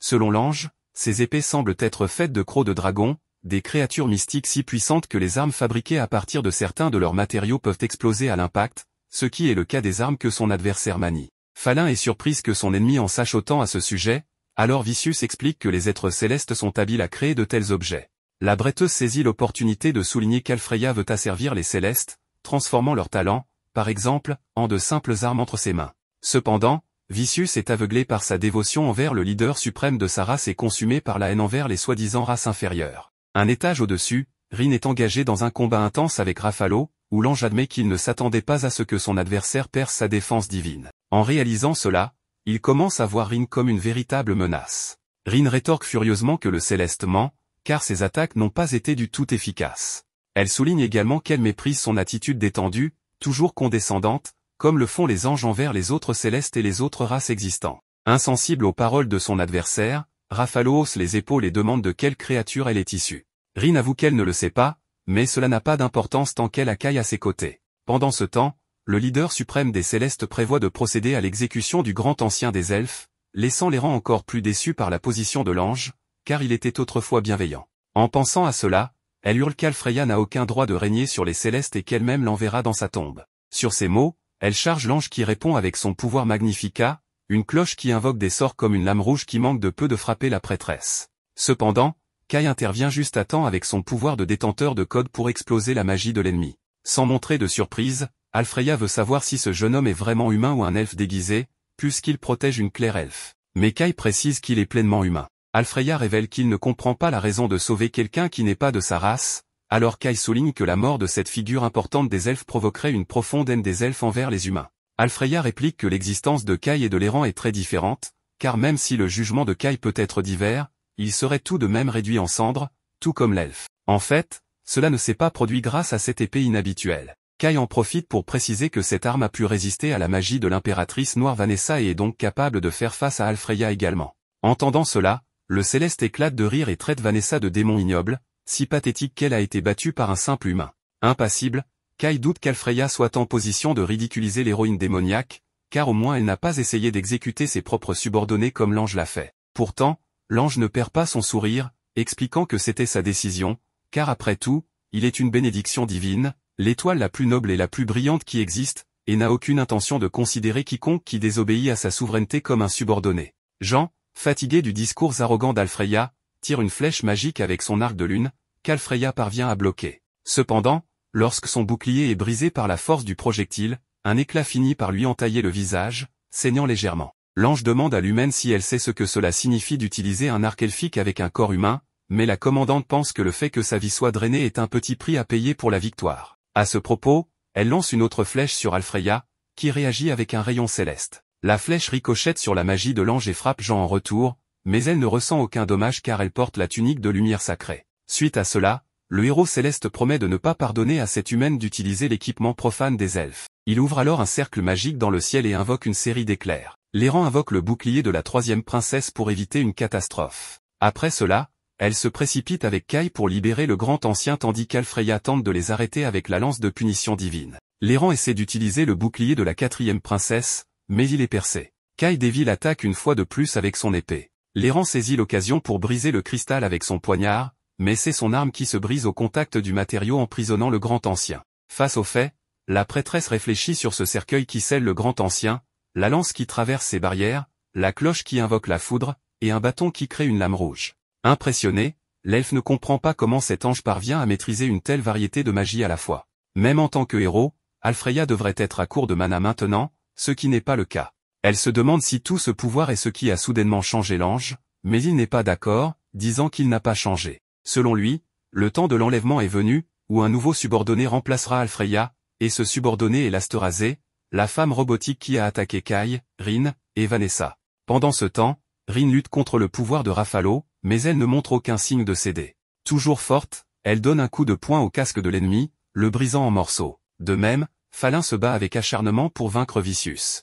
L'officier ordonne à Saki et Acheron de tirer sur les ailes de l'ange, mais il parvient à esquiver les balles. Acheron va plus loin et lance une grenade qui manque de peu sa cible. Vicious échappe de justesse, mais se retrouve vulnérable à la charge de Falin, qui se retrouve face aux ailes de l'ange, la source de leur mana. En voyant cela, Falin mentionne cette faiblesse, ce qui laisse l'ange perplexe quant à la façon dont une humaine pourrait savoir cela. Falin explique qu'un homme d'un autre monde lui a dit. Dès qu'elle entend cela, Vicious laisse tomber son arme au sol. Après la raclée que Rin a infligée à Raphalo, celui-ci recule et lui dit d'avancer car son pouvoir pourrait être ce qui est nécessaire pour libérer le grand ancien. Confuse, Rin demande s'il a changé de camp, et il explique que lui et Vicious ont remarqué un changement dans le comportement d'Alfreya et attendaient ce moment pour essayer de renverser la situation. De même, Vicious permet également aux humains de partir, mais insiste pour que Falin présente ses excuses à l'errant et au grand ancien en son nom pour ce qu'elle a fait. Falin ne se soucie pas de ce que l'ange veut et dit que si Vicious veut s'excuser, elle devrait le faire elle-même et montrer le chemin aux humains.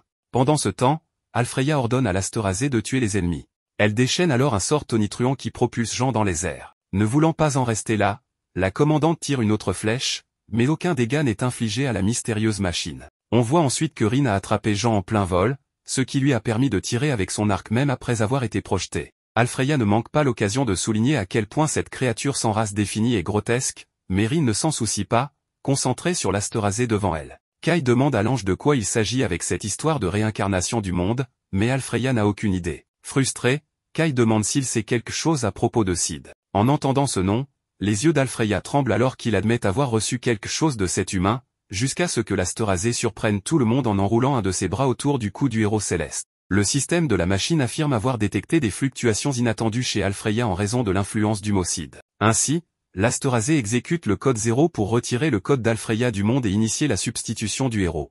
Avec cela, l'ange est entièrement aspiré dans un portail, laissant tout le monde autour dans l'incrédulité face à ce qu'il venait de voir. Kai se souvient que la même chose a failli arriver à Vanessa ce jour-là, tandis que l'Asterazé se retire à travers un autre portail. Après cela, Alfreya réapparaît au sein d'une spirale d'énergie bizarre qui obscurcit ses traits originaux, faisant apparaître l'avatar de l'ange avec ses ailes noires. Cela rappelle à Kai que la réincarnation du monde a été activée lorsqu'il a été emmené devant Jean alors qu'elle était encore dans son monde d'origine. Ce jour-là, le monde a été réécrit, et maintenant un héros a été remplacé par ce processus. Alfreya commence à se sentir encore plus important, convaincu qu'il est le seul à exister dans les cieux et que, par conséquent, tout doit brûler sauf lui. En disant cela, il déclenche un puissant sort contre ses ennemis, que Rin tente de défendre avec sa barrière. Cependant, le bouclier ne peut pas résister à la pression intense et se brise, provoquant une explosion.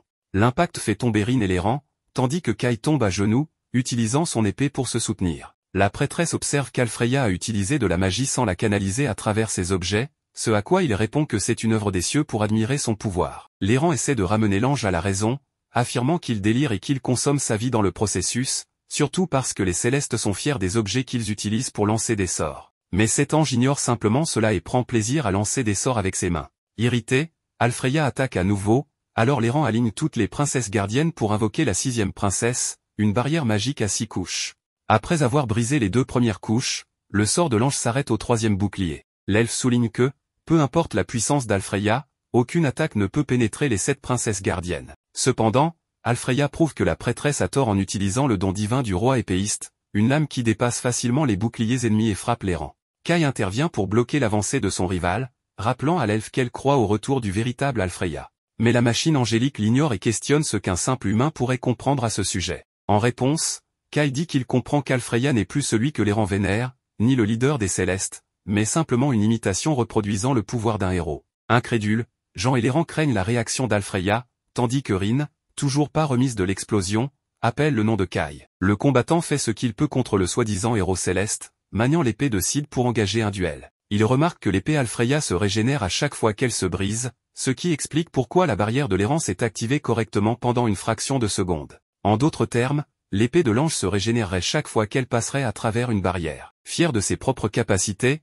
Alfreya répond que c'est l'œuvre des cieux, un pouvoir absolu qui ne peut être bloqué par un simple objet magique. En fait, il n'a pas besoin de tels objets, encore moins d'autres objets célestes, car il a été couronné par les cieux pour subjuguer les êtres inférieurs avec le don divin de l'épée. Le roi Kai souligne que les héros des 4 races qu'il connaît sont ceux qui se battent pour protéger leur peuple, mais Alfreya pense que c'est juste le genre de rhétorique que les races faibles utilisent. Dans cet esprit, Kai a l'intention de montrer l'esprit que les humains possèdent en raison de cette prétendue faiblesse. Avec la lame du prophète Sid, le soldat par les lourdes frappes de l'épée gigantesque de son ennemi, réussissant au point de presque frapper le céleste qui esquive de justesse le coup. Observant attentivement le combat, Jean se demande si Kai est supérieur à son rival en matière d'escrime, et l'errant en est convaincu, mais avec une réserve. Fatigué du duel monotone à l'épée, Alfreya jette son arme et fait s'effondrer tout le palais des anges. Sans tarder, l'errant demande à Jean de lui prêter sa force pour qu'elle puisse vaincre le Seigneur céleste. Kai tente de briser la barrière magique formée par son adversaire en portant de multiples coups d'épée. Bien que le bouclier n'ait pas été détruit, la force de la lame magique a réussi à infliger une coupure sur l'abdomen d'Alfreya. À ce moment-là, l'ange perd toute patience et saisit l'humain par le cou. Kai gardait encore l'espoir que l'ennemi puisse retrouver sa raison, comme l'avait fait Vanessa, mais il semble que cette fois, cela n'arrivera pas. En même temps, l'errant a invoqué les 7 princesses aux côtés de Jean, qui a préparé sa capacité long arc de la lune, vraie lune. Comme il n'y a qu'une seule chance de tirer, la commandante ne peut même pas envisager de manquer sa cible. Visant sa cible, elle tire un coup qui le frappe avec une immense puissance dans la région de l'épaule gauche. L'impact détruit cette partie du corps de l'ange, mais il reste debout, prêt à se battre. Consumé par la rage, il réitère qu'il fait face à des races inférieures tout en laissant sa puissance accumuler, qui émanait de son corps comme une aura dorée. Kai fait pivoter le corps de l'ennemi et assène un coup de poing sur la zone de la coupure, le mettant finalement à terre. Avec cela, une énorme énergie est expulsée du corps d'Alfreya, ainsi que quelques rayons sombres qui le contrôlaient. Visiblement altéré, l'ange commente à quel point il est terrible de penser qu'il renoncerait à ses ailes et tomberait au sol. À la fois effrayée et pleine d'espoir, l'errant appelle le Seigneur céleste par son nom, et il sourit à la prêtresse, l'avertissant que cet endroit s'effondrera bientôt, donc tout le monde doit fuir aussi vite que possible. Quant à lui, Alfreya déclare qu'il ne mérite plus d'être adoré par ses fidèles, ce avec quoi l'errant est toujours en désaccord. À ce moment-là, le cristal retenant le grand ancien se brise. Le Seigneur céleste demande à la prêtresse de dire à tout le monde que tout était son erreur, et Kai voit la similitude entre le comportement de l'ange et celui de Vanessa lorsqu'elle a été vaincue.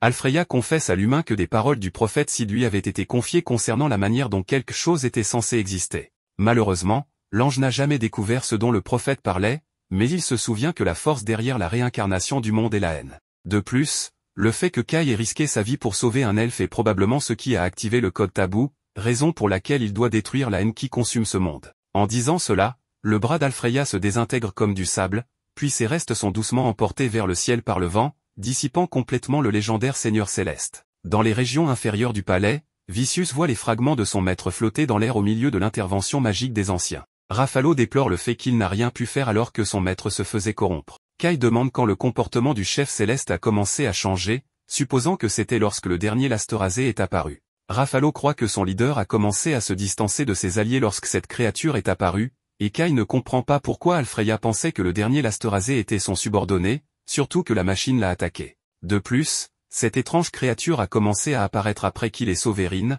comme si elle la surveillait. Dans un cauchemar, une femme d'une race inconnue était poursuivie par le dernier Lasterasé aux côtés du prophète Sid. L'homme demande si c'était la machine qui lui a fait cela, jusqu'à ce que lui et Rin soient attaqués. À ce moment-là, Rin se réveille effrayée et embrasse Kai. L'homme avoue qu'il s'inquiétait pour elle parce qu'elle ne se réveillait pas, mais dès qu'elle le rassure en lui disant qu'elle va bien, il se détend. Elle explique qu'elle était piégée dans un cauchemar, ce qui explique pourquoi elle dormait si profondément. Jean interrompt leur interaction pour parler de quelque chose, et Rin, surprise, demande depuis combien de temps la commandante est là. Jean explique qu'elle est là depuis le début, mais comme Rin ne voyait que Kai devant elle, elle ne l'avait même pas remarqué. Ainsi, la commandante leur rappelle qu'elle avait demandé à leur parler après le combat, puis mentionne que Falin lui a dit d'être prudente car tout le monde avait l'impression que Rin n'était pas humaine. Pourtant, il semble même que Rin elle-même ne sait pas à quelle race elle appartient, ce qu'elle admet être vrai. Tandis que Kai s'excuse de ne pas l'avoir dit plus tôt à la commandante, elle se demande s'il pensait qu'elle brûlerait la fille sur le bûcher s'il disait la vérité. Kai répond que c'est le genre de choses qu'une commandante de la résistance ferait, ce que Jean admet en partie, car Rin pourrait très bien être une espionne démoniaque. Mais elle a appris de Kai que la fille d'une race inconnue a défié l'héroïne démoniaque et a même sauvé Jean elle-même. Étant donné ces événements, il n'y a pas moyen de ne pas lui faire confiance. Kai réitère que Rin est du côté de la résistance, et la fille le confirme, tant que Kai est à ses côtés. De toute façon, elle est heureuse d'avoir gagné la confiance de Jean. Quant au fait mystérieux que la fille n'est pas humaine, la chef de la résistance préfère garder cela secret pour l'instant, car une telle révélation pourrait causer de la confusion parmi les combattants, ce qui doit être évité à tout prix. Mettant cela de côté, Jean demande à toucher l'aile de la créature et remarque qu'elle est chatouilleuse à cet endroit, alors elle en profite pour la taquiner un peu. Alors que l'aube se lève, le grand ancien propose un accord, dans un an, les humains ne seront plus autorisés à entrer dans la forêt, tout comme les êtres célestes ne pourront plus entrer dans les villes humaines. Jean accepte les termes et prend la responsabilité d'expliquer la situation à l'armée rebellio. Saisissant l'occasion, l'ancien prévoit de former un traité de trêve et offre quelques objets aux humains en signe de bonne volonté. Pour la commandante de la résistance, l'arc long de la lune, entièrement restauré après avoir été gravement endommagé, est rendu. Quant au guerrier Kai, le cadeau qui lui est accordé est les balles qu'il a utilisées au combat pour annuler la magie ennemie. Kai commente que cette munition est appelée balles elfiques modifiées, mais même les elfes ne connaissaient pas cette appellation. L'errant explique que les nains se sont intéressés à ce type d'objet lorsqu'ils ont découvert l'arme utilisée par l'humain, et qu'ils ont fabriqué ces munitions sans en avoir jamais entendu parler auparavant. D'ailleurs, c'est elle qui a fusionné le minerai d'iris pour ces balles, donc elle suggère de les appeler balles de lumière sainte elfique pour cette raison. Kai est réellement impressionné d'avoir son équipement produit par de véritables elfes. L'ancien admet ensuite que les Célestes auraient été plongés dans une guerre civile sans le soutien des humains visiteurs, et elle demande si Jean et ses troupes prévoient de combattre les esprits et les bêtes mythiques à l'ouest. La commandante humaine s'excuse, mais dit qu'elle ne peut pas partager d'informations internes avec d'autres races. L'ancien considère cela comme une décision sage, mais note que la Fédération Urza devra traverser le territoire céleste pour atteindre ses objectifs, donc elle imagine qu'ils auront besoin d'un guide. Jean ne comprend pas pourquoi la chef elfe offre cette aide, alors l'ancien explique qu'elle doit découvrir pourquoi Alfreya a fini par devenir ce qu'elle est, car tout ce qu'ils savent maintenant, c'est que le Seigneur Céleste a commencé à changer de comportement il y a environ 10 ans, après avoir affronté un intrus qui avait franchi les frontières occidentales. Ruffalo a été témoin de la scène où les deux se faisaient face, mais ils ne semblaient pas se battre, cela ressemblait plutôt à une sorte de complot. C'est après cela que le dernier Lasterasé est apparu avec Alfreya. Avec tout cela en tête, le grand ancien doit comprendre l'origine de cette interaction entre le Seigneur Céleste et le roi des Crocs, c'est pourquoi elle ordonne à l'errant de servir de guide aux humains. La prêtresse est outrée par cette décision, visiblement frustrée de devoir jouer ce rôle, mais la chef elfe mentionne que sa subordonnée n'a jamais quitté le côté de cet humain nommé Kai. Saisissant l'occasion, Rin remarque qu'elle pensait la même chose. L'elfe tente de se justifier en bégayant, mais Rin augmente l'hostilité et demande directement si l'errant veut le corps du garçon. La prêtresse est offensée et demande au garçon de la défendre, mais il ne prête guère attention à la dispute et lui assure qu'il est heureux qu'elle ait été choisie pour accompagner les troupes. En entendant cela, l'elfe est profondément embarrassé et reste sur la défensive, mais l'ancien avait déjà pris sa décision et n'avait aucune intention de revenir en arrière. Après cette réunion, Jean retourne voir Zefben et lui demande d'informer l'armée Io de l'accord de trêve entre les humains et les êtres célestes. En parlant maintenant de Dante, elle exprime une profonde gratitude pour le généreux approvisionnement en provisions pour l'expédition. Cependant, Dante ignore cela et répond que la coopération entre les armées Urza et Io a échoué. Zefben observe que ce commentaire n'a pas de sens, mais le roi d'Io ajoute que vaincre le leader céleste et sceller une trêve donne l'impression que les humains ont gagné. Cependant, cela signifie aussi que les ennemis commenceront à voir les humains comme une réelle menace après la défaite des démons et des célestes. Cela pourrait amener les esprits et les bêtes mythiques à agir de manière plus hostile et prudente envers la race humaine, qui dépendra alors de la coopération entre toutes les armées rebelles pour faire face à cette menace. L'un des commandants de ces armées rebelles est Balmain, le roi fauve, qui continue de combattre les esprits du Sud et est un ancien ami de Jean, ainsi qu'un héros vétéran. À ce sujet, Jean déclare qu'elle doit une dette à ce grand commandant, ce qui pousse Dante à supposer que Balmain est un homme digne de la confiance de Jean, contrairement à lui-même. Bien que Jean ne soit pas d'accord, le leader d'Io souligne que les attaques surprises ne seront plus possibles, donc si Balmain est un officier digne de confiance, il serait sage d'établir une alliance avec lui et les autres chefs rebelles. Dans tous les cas, Dante estime que Jean doit changer de tactique à partir de maintenant. Falin intervient et s'excuse pour sa rudesse, mais précise que Dante devrait baisser un peu son ego s'il veut jouer un rôle important dans la direction de l'humanité. En réponse, il confesse qu'il préférerait laisser cette responsabilité à Jean, mais puisque la commandante vient de déclarer qu'elle n'a aucune intention de diriger l'humanité, Dante exige que la fédération Urza se retire avant que les esprits et les bêtes mythiques n'attaquent. Loin de là, Ratier, le roi des Crocs et Kyoko, la souveraine des esprits, discutent de la défaite de Vanessa et d'Alfreya. Ratier croit que l'ange est tombé parce qu'elle a accepté le pouvoir superficiel de l'Asterasé, et maintenant il ne reste plus que 2 parmi les 4 héros. Ayant dit cela, Kyoko accuse le roi des Crocs de mentir, et il comprend que sa rivale saisit la situation parce qu'elle est sage, tout comme elle doit comprendre que la race des esprits disparaîtra du monde d'ici la fin de la journée. Les héroïnes Ratier et Kyoko engagent un combat direct. Ratier, profitant de son agilité, parvient à l'atteindre à plusieurs reprises, mais Kyoko réagit en utilisant la compétence miroir universelle. Cette capacité lui permet d'envelopper Ratier dans une bulle d'eau, d'où émerge un bras géant qui la frappe à travers toute la forêt, lui infligeant des dégâts considérables. Après l'avoir projeté au sol et formé un cratère, Kyoko est prise par surprise, il s'avère que Ratier est en train d'utiliser un Lasterasé, suggérant qu'elle profite du pouvoir de cette mystérieuse entité. En voyant qu'elle commence lentement à disparaître, Kyoko se disperse dans toutes les directions pour s'échapper. Pendant ce temps, Jean et les autres poursuivent leur voyage, où les rangs ne cessent de leur raconter des anecdotes sur la route qu'ils empruntent. Rin, quant à elle, montre son mécontentement, cherchant à comprendre pourquoi l'errant est assise à côté de Kai. L'errant se défend en expliquant qu'elle doit guider le groupe sur le chemin, donc elle n'avait pas d'autre choix. Kai approuve, soulignant que l'errant est professeur à la Fédération. Saki lui demande alors s'il ne risque pas de créer un grand émoi si les gens découvrent qu'ils sont accompagnés d'une elfe, car ses oreilles pourraient la trahir. L'errant explique que ses vêtements sont imprégnés de magie d'inhibition cognitive, et que ceux qui ne sont pas au courant penseront simplement qu'elle est une humaine ordinaire. Cela signifie aussi qu'elle a bien plus de talent que Rin, ce qui provoque une dispute entre elles deux. À ce moment-là, Jean les contacte par radio pour demander à l'errant combien de temps il reste avant d'arriver à la Fédération Urne. Elle répond qu'à ce rythme, il leur reste environ 3 jours. De plus, s'il continue encore une demi-journée, il y a un endroit avec de nombreuses sources chaudes, ce que Jean voit comme un bon endroit pour se reposer et décide d'y aller. Soudain, Falin leur montre des parties de la forêt sur le chemin qui semblent dévorées, suggérant que cela pourrait être l'œuvre des bêtes. Cela rappelle à Jean l'attaque qu'ils ont subie auparavant par cette race, ce qui la pousse à supposer que les bêtes ont déjà commencé à envahir et à traverser la frontière. Revenant au combat des héroïnes, Ratier découvre que Kyoko a réussi à s'échapper, n'emportant avec elle que son noyau.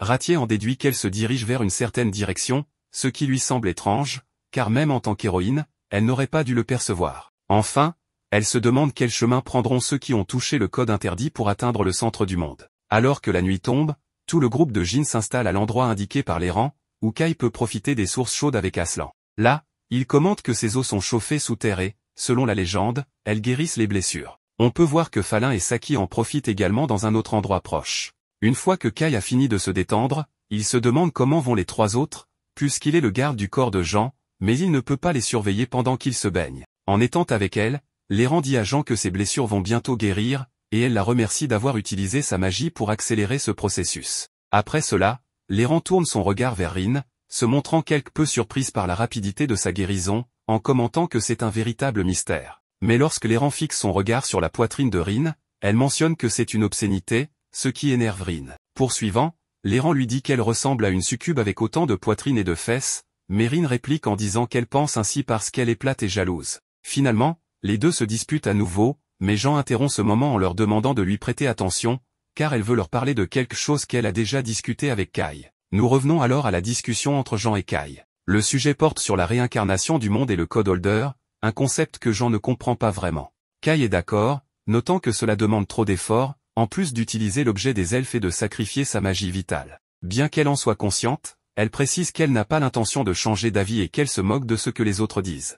Kai le sait bien, se souvenant de son entêtement.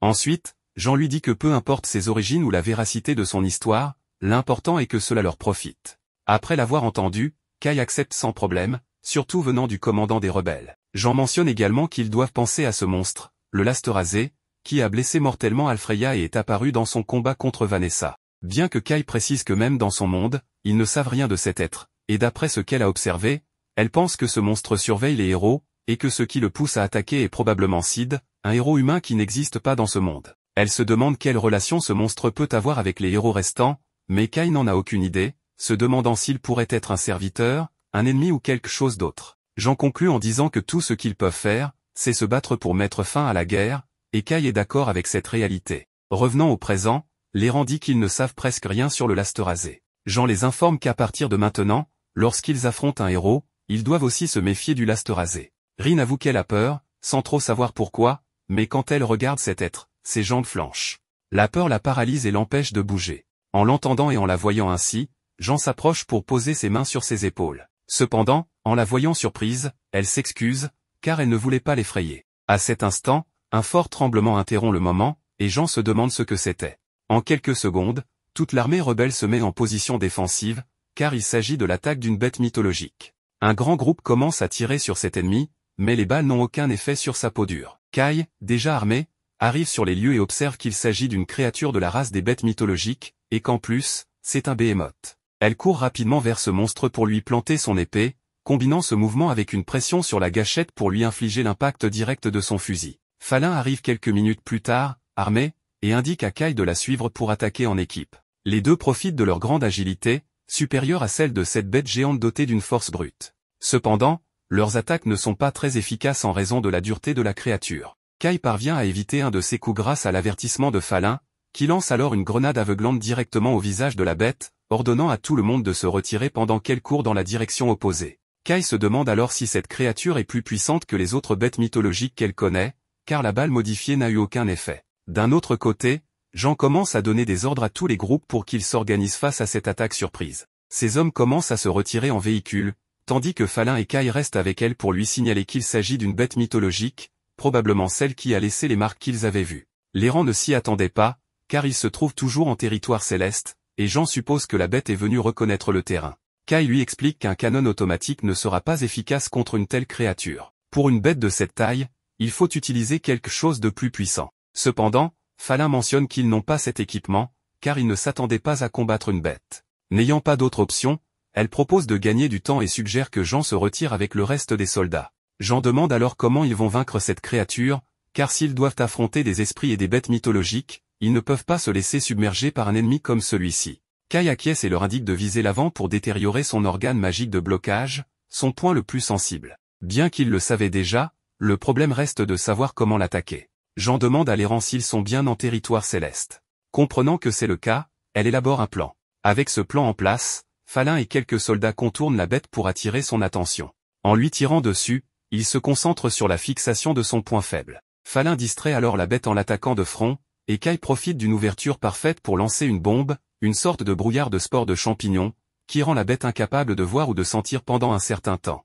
Rin en profite pour charger une attaque puissante contre elle, réussissant à l'affaiblir. Kai se jette ensuite sur elle pour lui tirer dessus à nouveau avec son arme. La bête devient folle de douleur et, dans l'un de ses mouvements, lance une attaque avec ses griffes en direction de Rin. Kai se précipite alors pour la pousser hors de danger, mais reçoit l'attaque à sa place. Quant à la bête, l'errant observe que le plan de Jean a fonctionné, car la créature est tombée parfaitement dans le piège elfique qui se trouvait là, l'objectif depuis le début.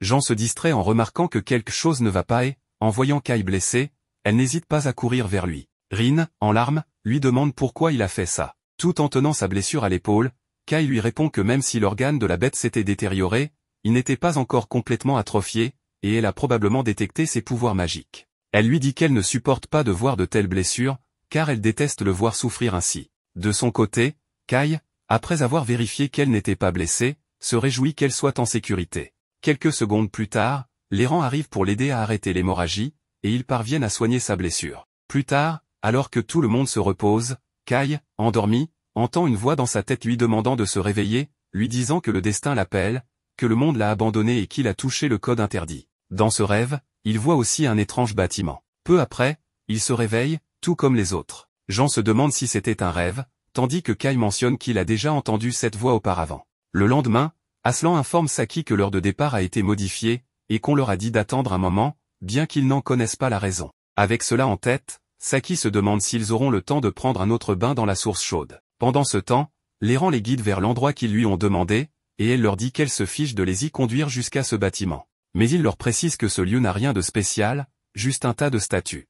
Il y est déjà entré, car il a toujours pensé que les humains font beaucoup de bêtises. Il suppose que ce sont les humains qui l'ont construit, car les célestes ne l'auraient pas fait. En y réfléchissant, Kai mentionne qu'il s'agit d'un mégalithe, des ruines spirituelles non analysées. C'est un bâtiment dont personne ne sait ni quand ni par qui il a été construit, et dans son monde, il y en avait déjà plusieurs de ce genre. De plus, Rin en connaît déjà un, faisant référence au cimetière. Dans l'histoire réelle du monde, c'était un bâtiment créé pour sceller les 4 races. Et dans ce monde, il abritait le Code Holder. Après avoir parcouru un bon moment ce chemin à travers la forêt, ils arrivent finalement au bâtiment. Soudain, cette voix réapparaît et les invite à entrer, leur demandant de quoi ils ont peur. Ils ont enfin trouvé le centre du monde, ils sont les élus du destin, acceptant de les accueillir pour leur visite. Après avoir entendu cette voix, l'errant semble confuse de voir tout le monde s'arrêter soudainement.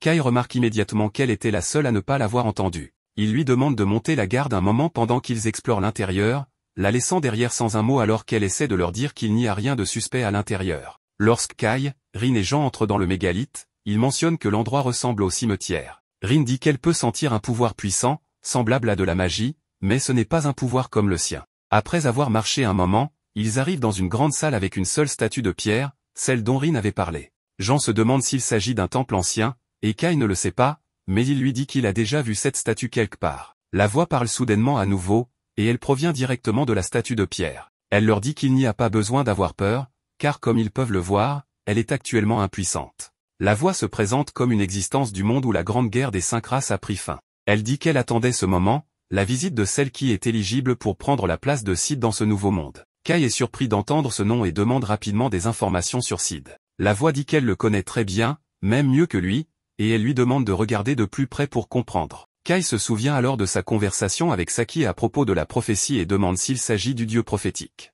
La voix le confirme, se présentant enfin comme Azura Soraka, un dieu priant qui peut voir l'avenir. Jean est clairement confuse, alors Kai explique que, comme il le lui a dit auparavant, le prophète Sid était celui qui avait vaincu les 4 héros et mis fin à la grande guerre des 5 races. Sid était celui qui avait reçu la prophétie, c'est pourquoi on l'appelait prophète, et celui qui avait donné à Sid la prophétie et l'épée brillante était le dieu prophétique Azura Soraka. Jean est incrédule, tout comme Kai. Après tout, il savait qu'un humain nommé Sid avait supposément existé, mais il pensait que la légende du dieu prophétique était un conte de fées. Azura leur dit que depuis longtemps, les humains l'ont vénéré, et c'est pourquoi, lorsque la grande guerre des 5 races a éclaté, elle a fait créer le détenteur du code pour protéger l'humanité. Le détenteur du code peut trancher le destin, séparer le destin inutile de la mort de ce monde. Kai se souvient alors exactement du moment où il a entendu cette voix auparavant, disant qu'il a l'impression qu'elle l'a beaucoup aidé. Azura lui dit que dans ce monde sans Sid, elle est très heureuse que ce soit lui qui ait trouvé le détenteur du code. Jean lui demande alors ce qu'elle leur veut, et Azura répond qu'elle a une prophétie pour eux. C'est tout ce qu'elle peut faire pour eux maintenant, car elle a épuisé toute sa force pour créer le détenteur du code, et c'est pourquoi elle n'a pas pu arrêter la réincarnation du monde. Kai lui demande ce qu'est exactement la réincarnation du monde, mais Asura avoue que malheureusement, cela dépasse ses connaissances. Ce qu'elle sait avec certitude, c'est que le monde a été réécrit par cette fausse histoire à cause de la réincarnation du monde. La présence de Sid a été effacée, l'histoire où l'humanité a gagné a été effacée, et un faux monde a été créé. Jean l'arrête là, visiblement bouleversée, disant qu'elle ne peut pas croire quelque chose comme ça. Après tout, les humains se battent dans ce monde depuis des décennies, et ce qu'elle dit, c'est que tout cela est faux, que tous leurs efforts et sacrifices sont faux. Asura lui dit que c'est en fait le contraire, expliquant qu'à cause de la réincarnation du monde, le destin du monde a été inversé, mais que cette inversion est incomplète. Si le monde avait été complètement inversé, ce serait un monde où les humains seraient éteints, mais les humains dans ce monde n'ont pas été anéantis, tout cela grâce à leurs efforts. En fait, ils sont en train de renverser la situation. Elle explique que dans ce faux monde, leurs efforts sont la vérité, et entendre cela apaise Jean. Asura lui dit alors qu'elle a une mission pour elle, l'informant qu'elle doit corriger ce monde. Elle appelle Jean prophète, lui disant qu'elle doit prendre la place de Sid et devenir l'héroïne de l'humanité dans ce monde. Jean demande pourquoi ce doit être elle. Asura explique qu'elle a veillé sur ce monde. Les humains ont été opprimés par les 4 races puissantes. Parmi eux, seuls quelques-uns étaient qualifiés pour remplacer Sid et se voir confier le destin du monde. Jean en faisait partie. Bien sûr, Kai, qui a vaincu le héros des démons, en fait également partie. Cependant, son seul facteur de qualification est sa force.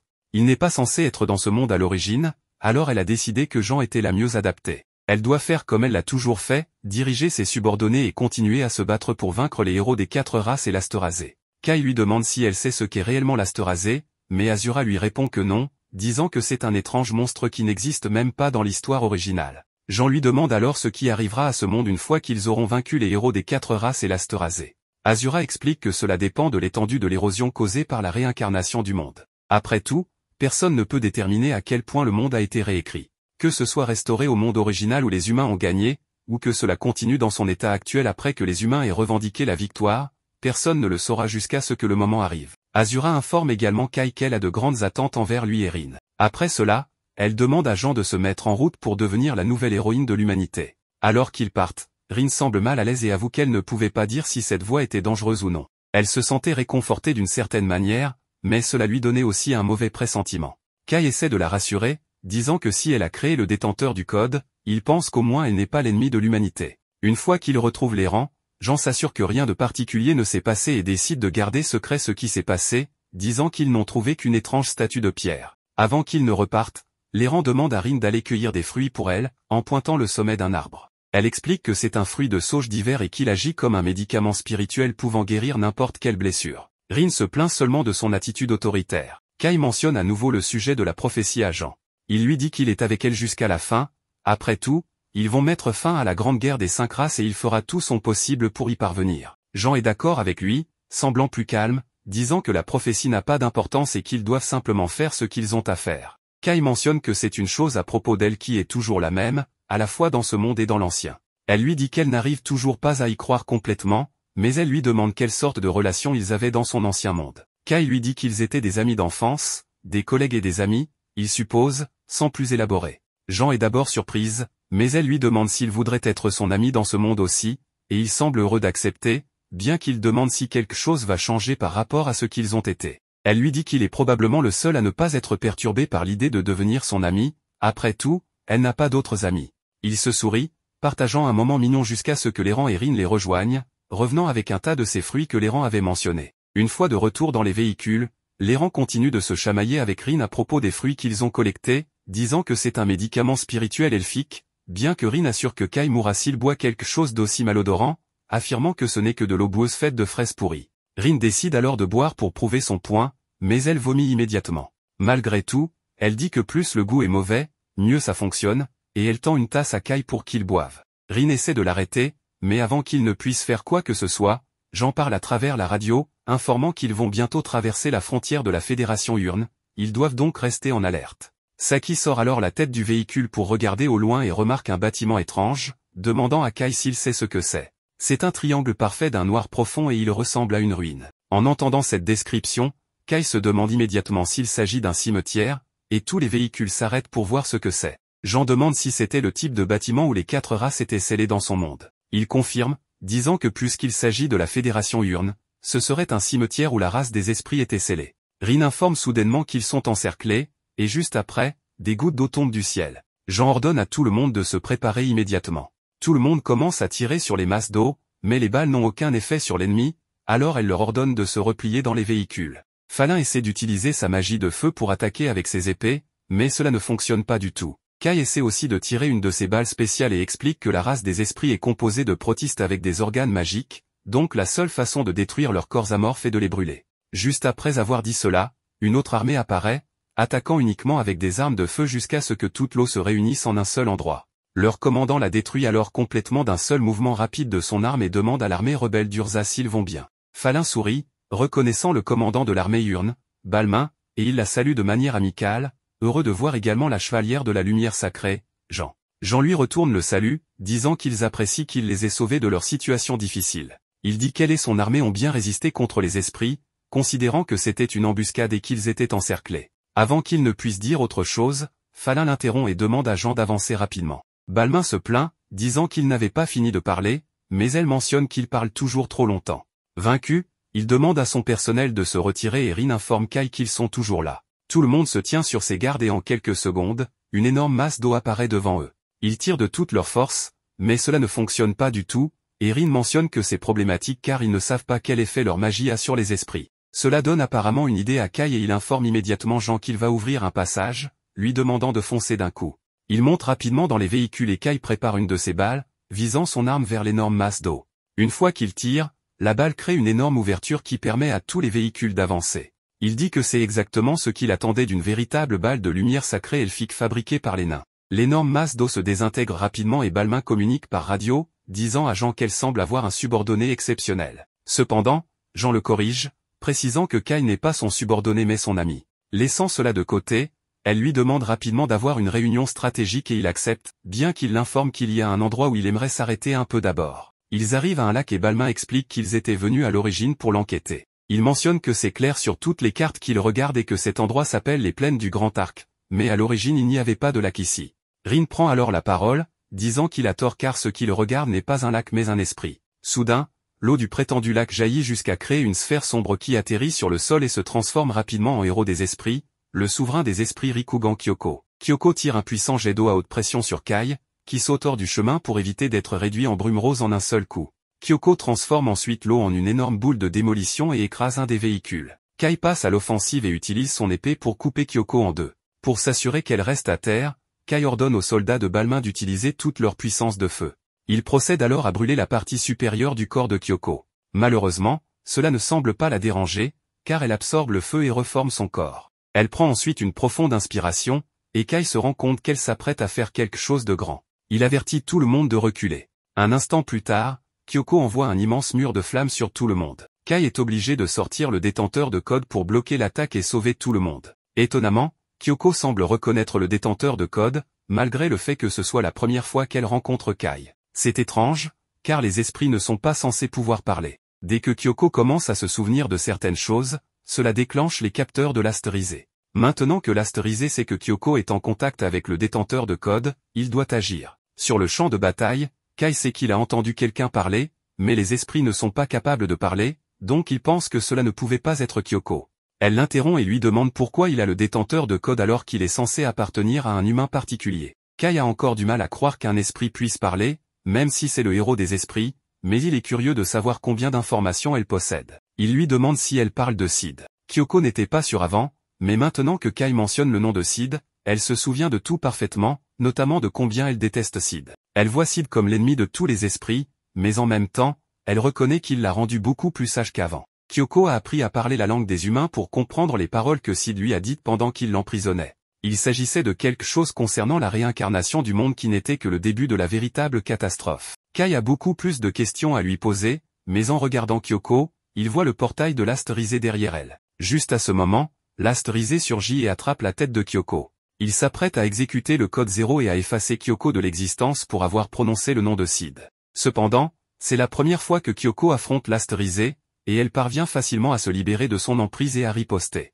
Réalisant que ce ne sera pas une attaque furtive facile, l'astérisé décide d'abandonner et de s'enfuir. Après la retraite de l'astérisé, Kyoko reforme son corps et retourne au sol. Elle pourrait continuer à combattre les humains, mais elle n'en a pas vraiment envie, alors elle leur dit qu'elle en a fini pour la journée. Balmain trouve cela un peu suspect que Kyoko ne veuille soudainement plus se battre et l'accuse de vouloir les tromper. Kyoko le traite d'imbécile et propose une trêve. Balmain crie qu'elle est celle qui les a attaqués en premier, mais Kyoko dit que c'était un malentendu inévitable, car elle pensait qu'il tentait de l'embusquer pendant qu'elle se régénérait. Kai se demande ce qui a bien pu arriver à Kyoko pour qu'elle ait besoin de passer autant de temps à se régénérer. Kyoko explique qu'elle combattait Ratier plus tôt, et Ratier était vraiment coriace, mais Kyoko a eu beaucoup plus de mal à gérer ce monstre. Elle se souvient que Sid appelait ce monstre l'Asterisé, et bien que tous les héros veuillent le meilleur pour leur race, l'Asterisé ne fait partie d'aucune race, ce qui le rend si dangereux.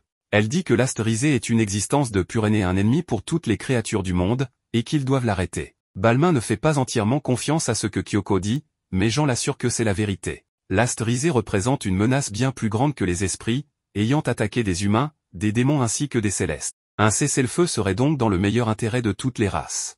Balmain hésite à accepter car il a passé tellement de temps à combattre les esprits et les considère encore comme des ennemis. Il ne pense pas que ce soit juste de soudainement coexister avec eux. Cependant, Jean lui explique qu'elle a déjà conclu des accords de cessez-le-feu avec les démons et les célestes, et bien qu'elle n'ait pas l'intention de pardonner les esprits pour avoir opprimé l'humanité, établir des pactes de non-agression empêchera d'autres pertes. Elle pense donc que c'est une bonne idée d'accepter l'offre. Balmain finit par accepter une trêve avec les esprits. Comme elle n'a plus rien à faire ici, Kyoko annonce qu'elle va partir. Avant de s'en aller, Kai lui demande où elle se rend, et Kyoko pointe la pyramide noire au loin. Elle se souvient enfin du cimetière, l'endroit où elle a rencontré l'Asterisé pour la première fois. L'Asterisé était apparu après la disparition de Sid. Les différents héros avaient réagi différemment, Vanessa le méprisait, Alfreya en était dégoûtée, et Kyoko était un peu prudente, mais sans plus. Le seul à avoir vraiment accepté l'Asterisé était Ratier, et ils travaillent ensemble depuis. Kai demande si Ratier le fait pour devenir plus puissant, mais Kyoko est sûre que ce n'est pas le cas. Ratier est bien trop fier pour dépendre de la force de quelqu'un d'autre, donc il doit probablement avoir un autre objectif que de gagner la guerre des races. À ce moment, Jean et les autres sont prêts à partir et se dirigent vers le cimetière pour enquêter. Kyoko demande à Kai de les guider à l'entrée, car il connaît bien ces structures. Ils arrivent à l'entrée, qui est similaire à celle du cimetière des démons que Kai avait trouvé dans la Fédération d'Urza, et il les mène dans la salle où il avait trouvé le détenteur de code. Kai s'approche du piédestal au milieu de la pièce pour l'inspecter, et à ce moment, le détenteur de code commence à réagir. Kai entend un message enregistré de Sid avant sa disparition. Dans ce message, Sid s'excuse car il a commis une erreur et n'a pas pu protéger Rin. Il demande à celui qui détient le code maintenant d'atteindre l'endroit à sa place. Le détenteur de code projette ensuite une lumière vive sur le mur, et bientôt, un portail s'ouvre et aspire Kai ainsi que les autres. Avant qu'il ne s'en rende compte, il se retrouve sur une mystérieuse plateforme où Kai avait trouvé Rin. Ni Balmain ni Falin n'apprécient ce qui se passe, car ils ont l'impression d'être attirés dans un piège. Ils demandent des explications à Kai, mais il n'a aucune idée de ce qui se passe non plus.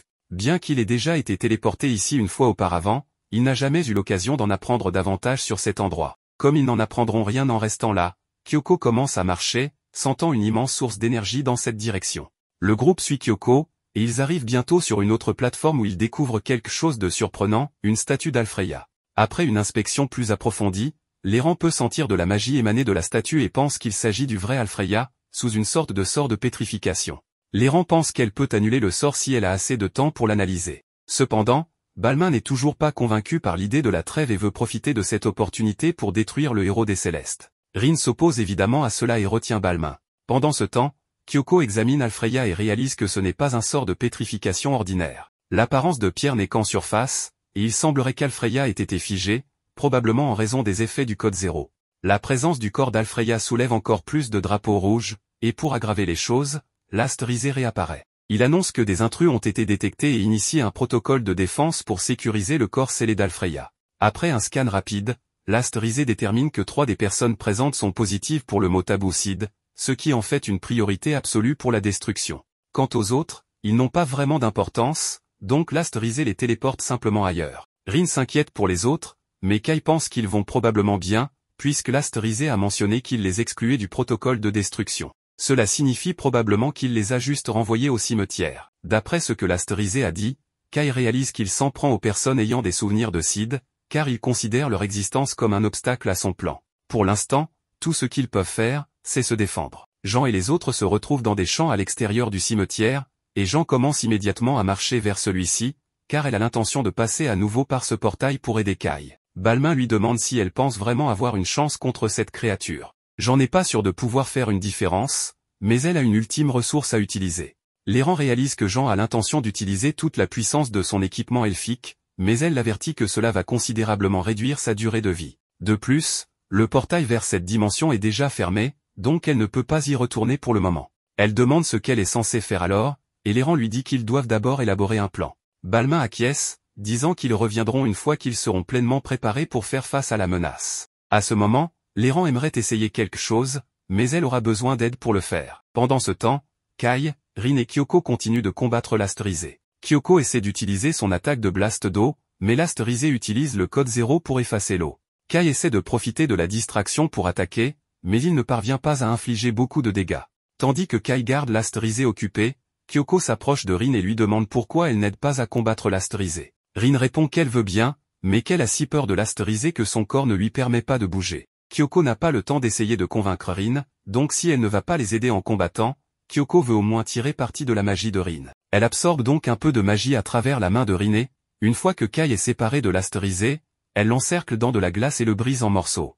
Kai est émerveillé par le pouvoir de Kyoko, et son attaque de glace est définitivement létale. Mais il s'avère que tuer l'Asterisé n'est pas suffisant pour le faire mourir, car il revient d'un portail. Kai trouve étrange que l'Asterisé puisse se remettre d'une attaque fatale si facilement alors qu'il avait abandonné à la moindre opposition lors de son combat contre Kyoko et Vanessa. Cela les amène à croire que l'Asterisé ne peut régénérer que lorsqu'il se trouve dans cette dimension.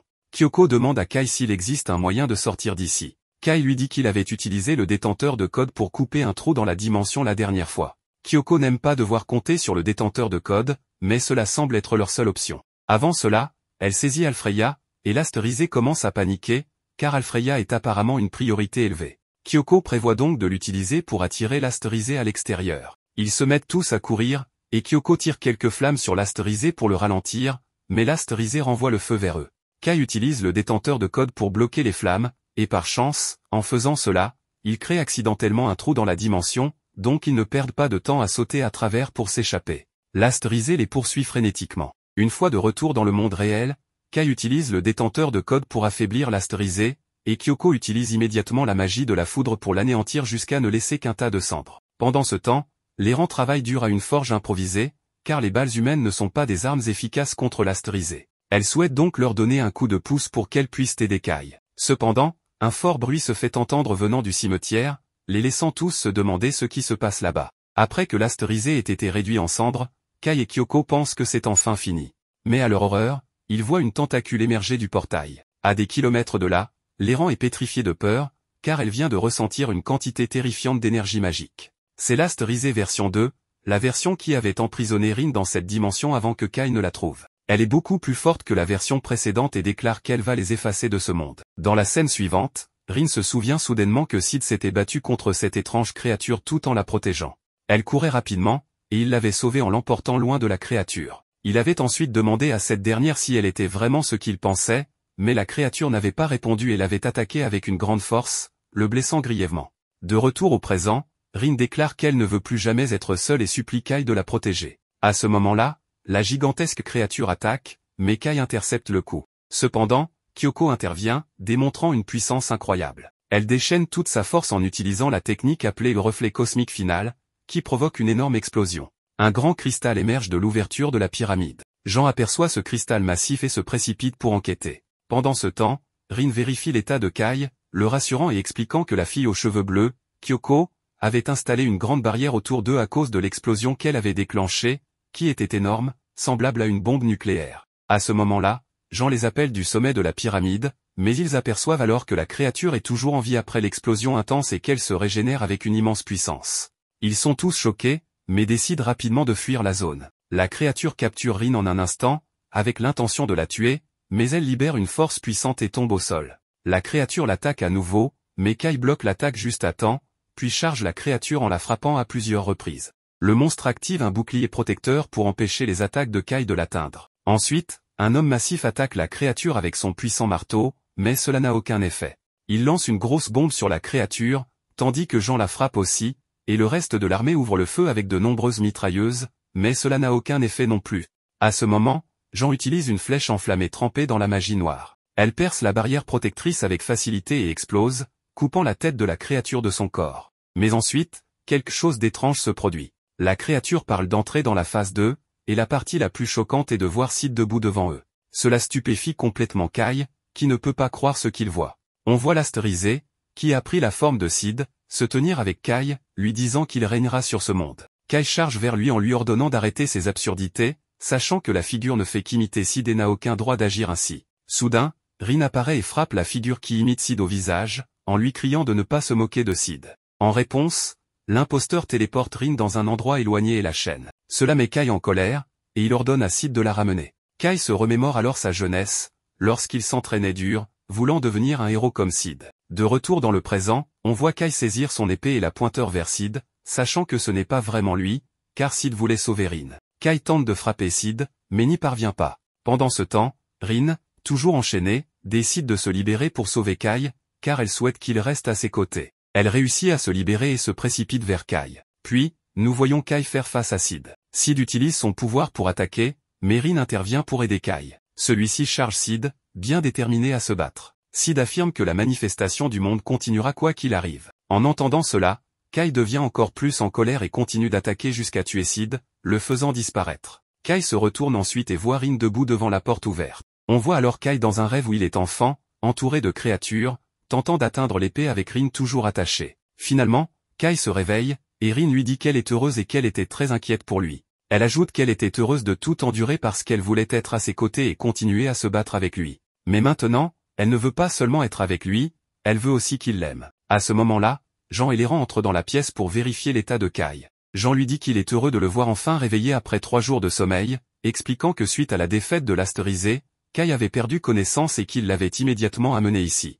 Rin s'était réveillé au bout de quelques heures, mais Kai avait mis bien plus de temps. Léran plaisante en disant que c'est injuste de monopoliser Kai dès son réveil. La scène passe ensuite au cimetière, où ils se tiennent devant la statue de Sid. Kai demande à Kyoko comment elle se sent, et elle répond qu'elle ne va pas bien car elle a coupé son noyau. À moins d'absorber une grande quantité d'âme ou une immense quantité de magie, il lui faudra 30 ans pour se rétablir complètement. L'ami de Kai lui rappelle de respecter la trêve avec les humains.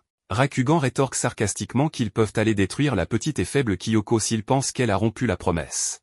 Léran précise que si quelqu'un endommage la statue, cela équivaut à déclarer la guerre à toute la Légion Céleste. Il ajoute qu'ils doivent se concentrer sur la recherche d'informations sur l'Asterisé et comment le vaincre. Jean explique que la piste qu'ils ont concerne le héros restant des bêtes légendaires, le roi des bêtes. Rin ajoute que la transition vers la phase 2 de la réincarnation du monde a échoué, ce qui était prévisible étant donné qu'une seule des puissances de l'Asterisé a été utilisée. De plus, l'enfant continue de s'éveiller. Rin se tourne vers Kai et lui indique que la statue du héros céleste pourrait être la même. Kai lui répond qu'il n'en est pas certain, mais que ce qu'il sait, c'est que Sid lui a confié la mission de protéger Rin et de mettre fin à la grande guerre entre les 5 races.